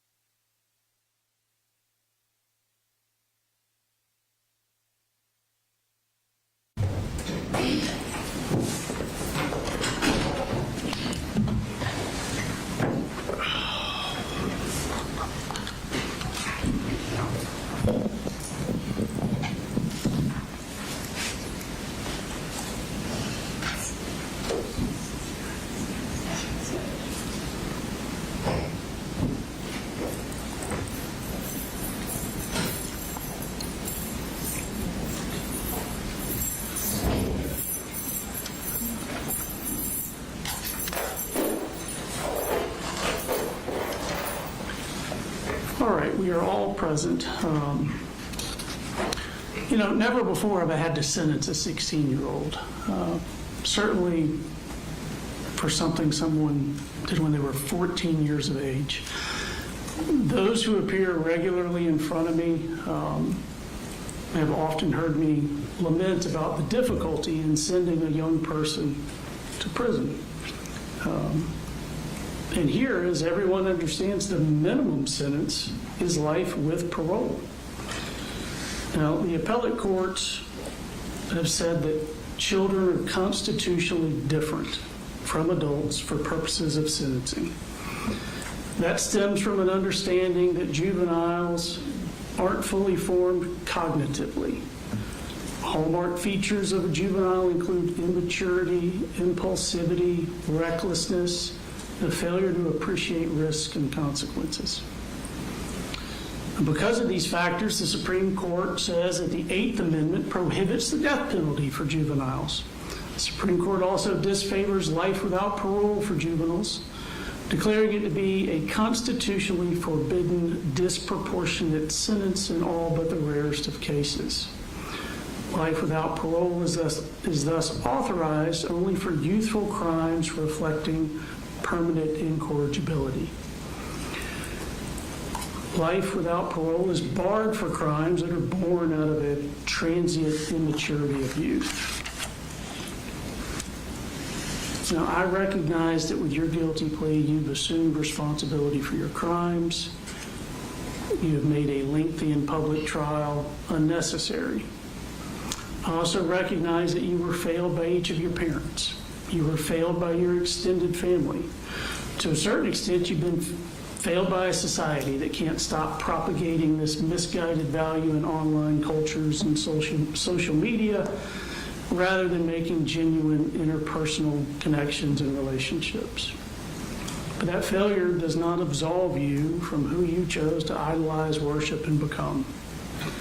4 lives were stolen, 2 of them really just beginning, and it wasn't done out of fear or anger. You weren't being bullied at Apalachee. It wasn't done out of hatred. You didn't even know anyone at that school. It was done for the infamy of it. Now, your childhood instability and neglect would explain or mitigate finding yourself in one of those problematic places that Dr. Richards testified about. But planning, fantasizing about, visualizing, and executing a school shooting don't put you in a problematic place. It puts you in an unredeemable moral wasteland. Your crimes do reflect permanent incorrigibility, and I will sentence you to life without parole for each of the malice murders that you committed. You understood the horror of what you were going to do. You studied the trials of those other shooters. You even critiqued the victim statements given in those cases, and yet you did this anyway. You wrote, "I want to make history. I want people to remember the pain I caused." And there you succeeded. The pain that you visited upon this community is unlikely to disappear in my lifetime.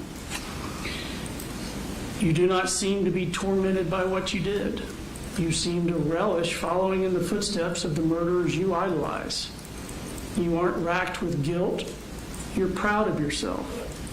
Less than a month after the tragedy, you weren't concerned with the horror you wrought, but rather with finding out which mass murderers they were comparing you to. A youth may fail to consider the harm his rash actions inflict before acting, but you did consider it. You studied that pain when you researched the trials of your profane idols. You contemplated that pain over and over.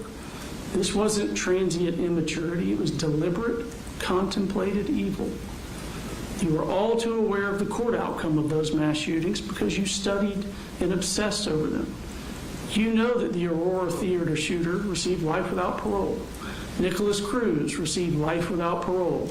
Ethan Crumley, a juvenile, received life without parole. Yet you were not dissuaded. Your plan was not hastily hatched. It was a slow boil simmering more than a year's time. You savored the thought of it, you visualized it, and you fantasized about it. You broke it down step by step in visualizing what you were going to do. The thought of mimicking these other mass murders is what brought you joy. Now, for the rest of us, there is no joy here today. There's only a measure of closure. The slain will not return to life, the injured will not forget their wounds, and a 16-year-old boy will live and die in prison. You have certain post-plea appellate rights I need to inform you of. You have a right to file a notice for a discretionary appeal within 30 days of today's date. You can have a lawyer represent you for that, but you are not entitled to court-appointed counsel. You have a right to file a motion to withdraw this guilty plea because it's less than 30 days before the term of court ends. You have to file that within 30 days of today's date.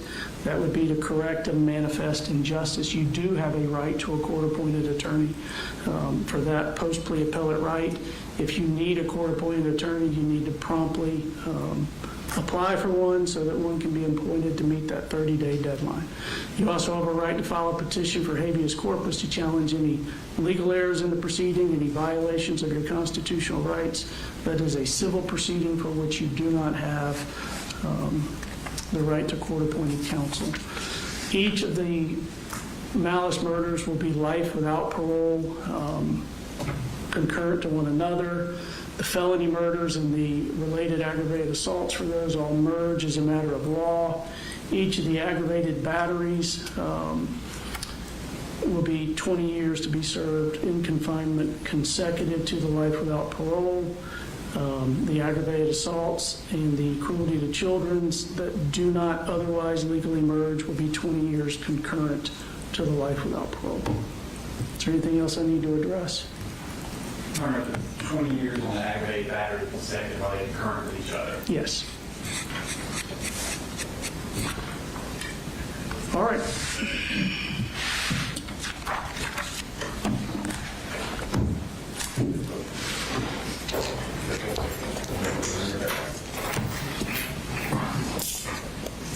We're adjourned.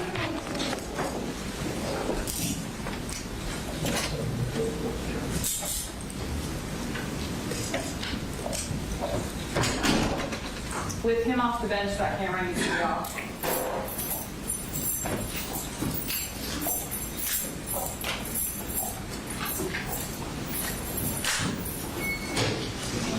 If we can get everybody before they start falling out road by road, that'd be great. Everybody has a little bit.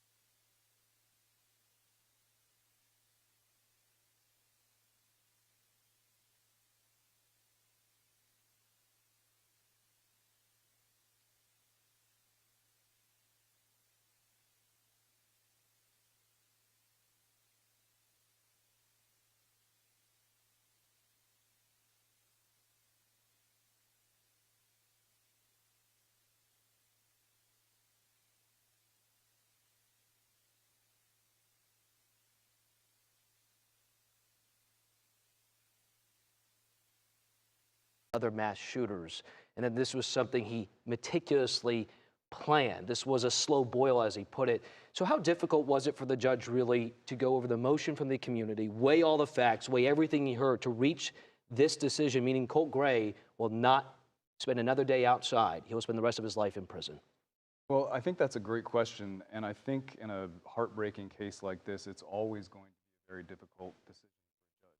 I think he laid that out when he talked about the fact that he does not sentence 16-year-olds, right? He said, this is the first time I've had to sentence a 16-year-old to anything like this. And I think that the judge took into consideration what we've seen, which is essentially a mini trial that amounted to deciding the question, is he going to get life without parole or is he going to get life with parole? And that mini trial ended with the judge deciding that the prosecution had successfully shown this person cannot be rehabilitated. This person cannot be redeemed in any way and needs to be kept in prison. And I think that what doomed him essentially are the things that you mentioned. It's the planning, it's the preparation, and it's the things that the prosecution argued he wanted. He wanted to be famous. This was not a reaction to bullying or something done on the spur of the moment. It was planned, it was calculated, and it was, in the eyes of the court, something that required a life sentence without parole. I was gonna ask you, like during the course of the prosecution, as they were spelling out this case in the sentencing hearing, what to you was one of the biggest pieces of testimony or evidence that stood out that helped push the judge to this point, Judge Nicholas Prim, to make this decision today in the Barrow County Courthouse? I think Judge Prim really seized on the fact that it did not seem like this was a disorganized reaction to some kind of trauma. This was someone who, even if they had a difficult childhood, even if they were abused, they were capable of planning out a relatively meticulous, I mean, if you're going with the prosecution's theory, a meticulous mass shooting, and they did it for a goal, which was fame. And in the court's eyes, I think that required a life sentence without possibility. Real quick, if we can call up the pictures of the victims, I do want to make mention of those lives that were lost because of this heinous crime from Colt Gray, again, who has been sentenced to life without parole, if we're able to call that up right now.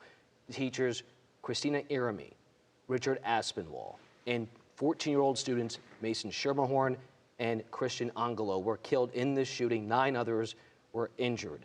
And I do want to read something from Brianna Schermerhorn. This was part of the impact statements early on during the sentencing hearing. And she told the judge that she did not forgive Colt Gray, and that she said that adults around him, and we heard this throughout the course of the hearing as well, missed multiple warning signs, and then he was the one who decided to bring a gun to school, pull the trigger. Quote, those decisions were his and his alone.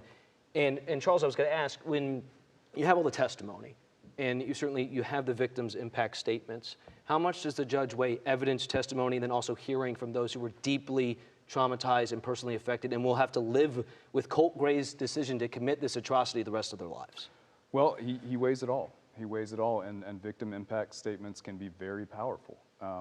The judge, however, is supposed to rule, without passion or prejudice. You take the emotional, immediate response out of it, and you ask, what does the law require me to do here? And clearly, Judge Prim looked at everything, looked at the characteristics of the crime, and said, I believe I am required to sentence you to life without possibility of parole. Charles Cullen, criminal defense attorney, we appreciate your time and your perspective on this particular case. We're going to move now to our scheduled programming here at 4 o'clock. Of course, we have our reporters at the courthouse as well. For Chelsea Beimfor, who'll be giving us expert inside information right now. In fact, I'm hearing from our producers in my ear at this time. Let's go ahead and welcome in Chelsea Beimfor, who's been in the courtroom these last several days watching this all unfold. Chelsea, as you join us now, give us the reaction and the emotion that was inside the courtroom. I know this is something that everyone within the community has been waiting to hear, those exact words from Judge Nicholas Prim, life without parole. Yeah, Joe, I just stepped out of the courtroom seconds ago. One of the victims' families, Mason Schermerhorn, his parents were sitting right behind me, holding hands as that sentence was handed down, and began crying. Sounded as if they were sighing a small breath of relief. As far as Colt Gray, who was sitting right in front of me, he didn't have much of a reaction. Instead, he just stared right ahead at the judge as that sentence came out. We're going to come back to me in just a minute. We have a press conference that's happening here at the courthouse. That relationship and how we got to this day? No, that's the relationship I do not understand at all. That was the strangest thing I'd ever seen. I had heard, the way this case shook out was very quickly we realized that the shooter had been apprehended. He had given a confession. It was on tape. And then within a few days of the shooting, the investigation naturally turned towards the father when information about his culpability came in. So as we went through it, it became pretty apparent early on that the father's case would probably get to trial before the son. So we shifted and focused on the father for about a year. And then after the father's trial ended in March, we shifted towards the son. And that's when we really started noticing these things. I had heard that they'd had disturbing calls, but I hadn't really listen to them. It's only been within the last 3 months that I've sat down and listened to those jail calls. And it's one thing for someone to tell you they've been talking about inappropriate things. It's another thing to actually hear the chilling words and the tone and the joy that they seem to be getting out of it. So no, sir, I could not ever understand what was going on there. Mr. Smith, can you tell us if you're exploring prosecuting others involved in this case? I'm thinking specifically about Colt's mother and maybe some of his online community. Well, if you look at our indictment of the father and our charging of him and why he was charged and what theory of the law we went under, it was a threefold, basically, that he was the custodial parent of the child. He had knowledge that the child had this danger about him, and he provided the firearm for the child. And because of that, we were able to prove that he was the proximate cause or a proximate cause of what happened at Apalachee. The mother does not fit that bill as far as she did not have custody. In the 2 years leading up to the shooting, she actually was only around the child physically about 3 months in the 2 years total. And she did not have custody of him. It was actually removed from her, and she was actually barred from being in Barrow County, so she wasn't even supposed to be up here. And she did not provide him with the firearm. She took some steps, not many, but some steps to actually have the firearms removed or ask the father to do that. So we don't believe we have the ability under the proximate cause of Georgia to charge her with what happened at Apalachee. The other crimes that she may or may not be guilty of would be probably outside of our jurisdiction here in Barrow County, or would entail Colt Gray being the victim. And I don't know that I have the stomach for a trial where Colt Gray is the victim. So you said it became common becoming earlier before his son. Who ultimately makes that decision? I thought usually that's up to prosecution. How did that decision come about? No, ma'am. Father to go first? No, ma'am. The prosecution doesn't get to pick when trials go. It was a natural flow of things.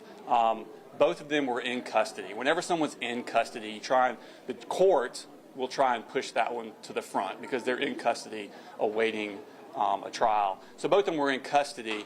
We could tell that early on that Colt's attorney was looking at the psychological angle and was trying to get a psychiatrist or a psychologist to look at him and do an evaluation of him, and it was taking time. So every time the court would check in on the attorneys as to what's the status, what are things going, the state was always, we're ready.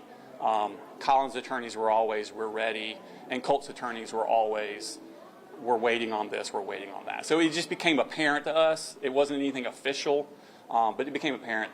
We could tell that it was going to inevitably end that way, that we would do. Would you be ready for any possible appeal on the part of the father? That confession, taped confession, was never able to be played during his trial. Would you be, if you were to appeal, would that be something you're open to? No, the theory of guilt for Colin Gray was what he knew of the threat Colt posed.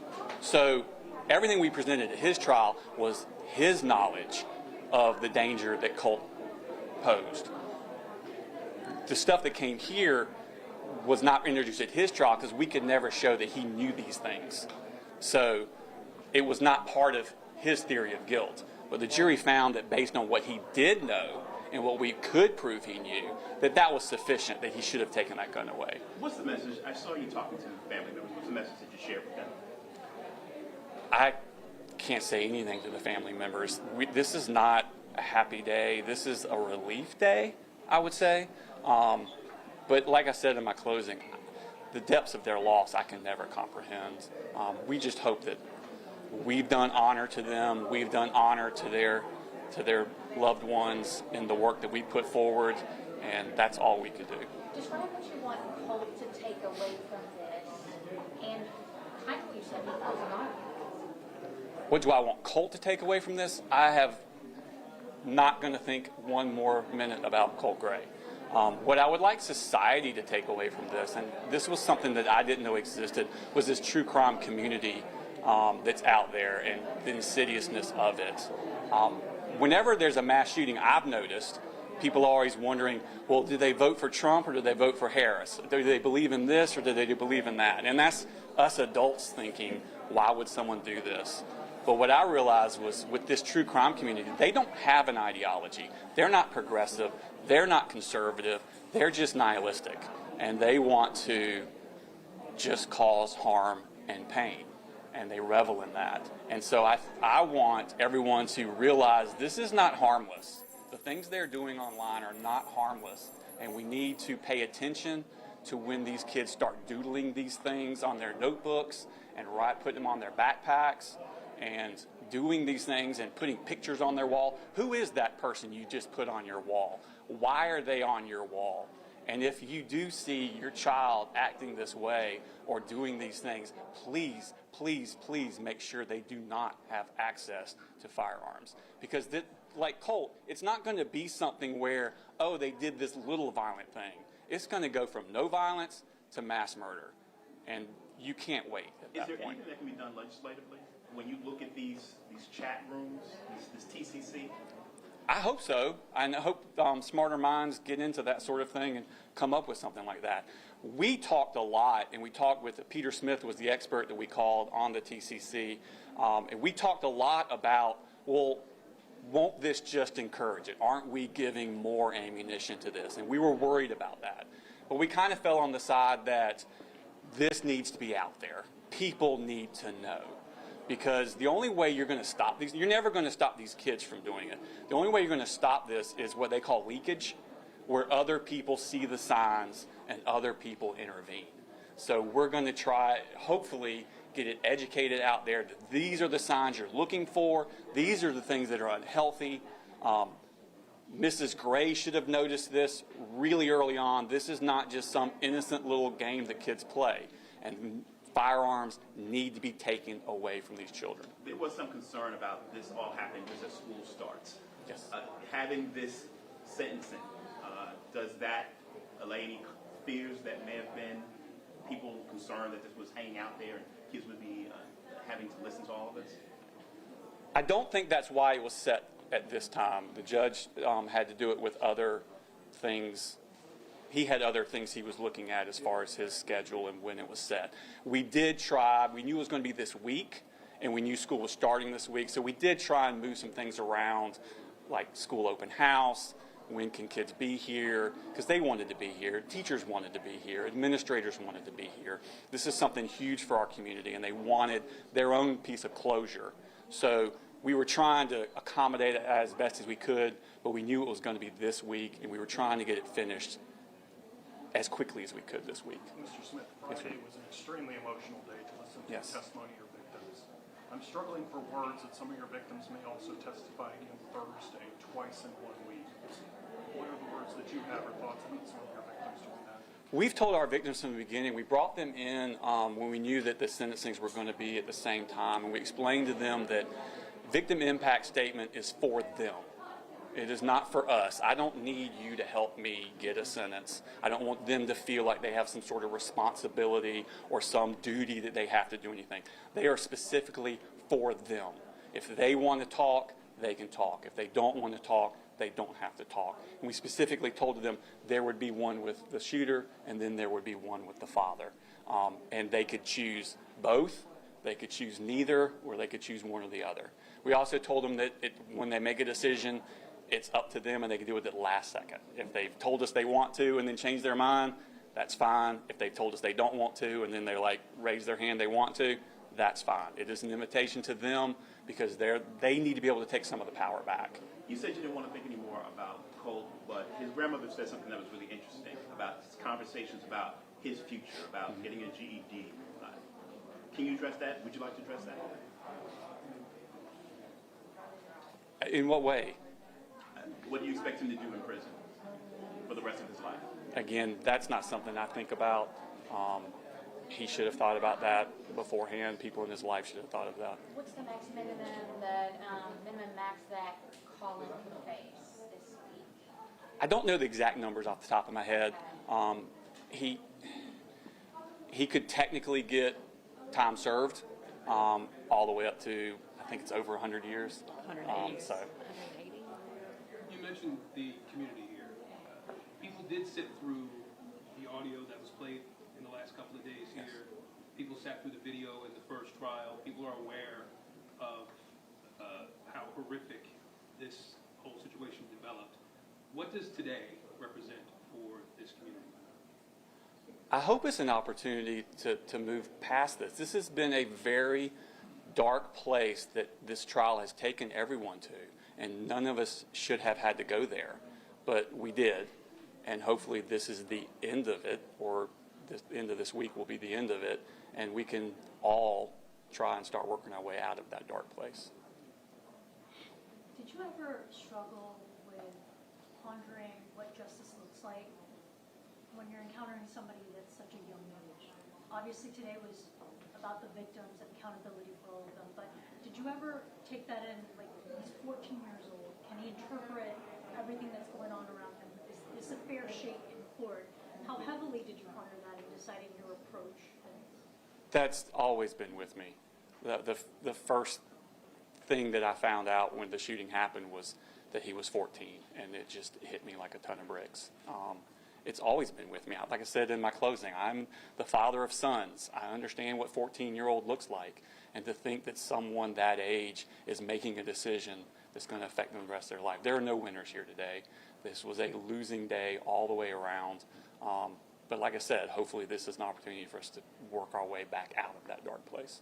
I just want to know what you were thinking in that hour that we were all waiting for the answer, you know, after, and then you see the family's reactions to it. I was actually at peace. We presented our case. What I need to know, I need all decisions to be made with the truth. And so we just wanted to make sure that when the judge made this decision, he knew everything, and he knew the truth of the situation. At that point, once we were able to do that and felt like we had done that and presented what actually happened, then it's up to the judge to make that decision, and I was at peace with whatever he would have done. Was there any particular piece of evidence, I mean, it was all terrible, but was there any particular piece of evidence that kept you up at night or shook you? Yes, ma'am. There was one piece of video from the school that we did not introduce at trial, and it will haunt me for the rest of my life. A major thing that you covered in the hearing was the Easter eggs or tidbits of information that you say he left behind for the true crime community to find. Are you concerned, or did you ponder at all the elements at trial that could be looked at in the future by future children in these sites, evaluating this and idolizing it in the same way that he did? Absolutely, and we know that's going to happen. We weighed that, we talked with experts about it, and we ultimately landed on it is more important for society, for the rest of society, to know this dark, ugly place exists, so that we can start doing something as a society to fix it. I don't know what that is, but you can't fix a problem if you don't know it exists. And they were always going to do something anyway, and I hope they know now that everyone knows they're there and will be looking for them. Anything else? Thank you again for y'all's professionalism and throughout this process. Thank you. Sheriff, do you have any comments to that? And that was the District Attorney, Brad Smith, that was just holding that press conference there. He led the prosecution to this maximum sentence for Colt Gray, who is now going to be in prison for the rest of his life without the possibility of parole. I was in the courtroom when that sentence was handed down. Colt Gray did not have much of a reaction. He just stared straight ahead at the judge as he was reading him his sentence. We do want to take you to some video from inside the courtroom earlier today. Now, over the last 3 days, prosecutors presented evidence to the judge arguing that Colt was not severely mentally ill, but rather he was calculated and obsessed with becoming famous for committing a school shooting. His defense team argued, though, that Colt had been abused and neglected by his parents and was desperate for love and attention. During closing arguments today, Colt's attorney argued that if the teen had been granted parole, he would become a better person with the help of medications and counseling. Take a listen. And he's the only one in the history of Georgia who has ever taken an assault rifle into a public school and opened fire on perfect strangers simply so he could be famous. Colt was at an extremely vulnerable time in his life.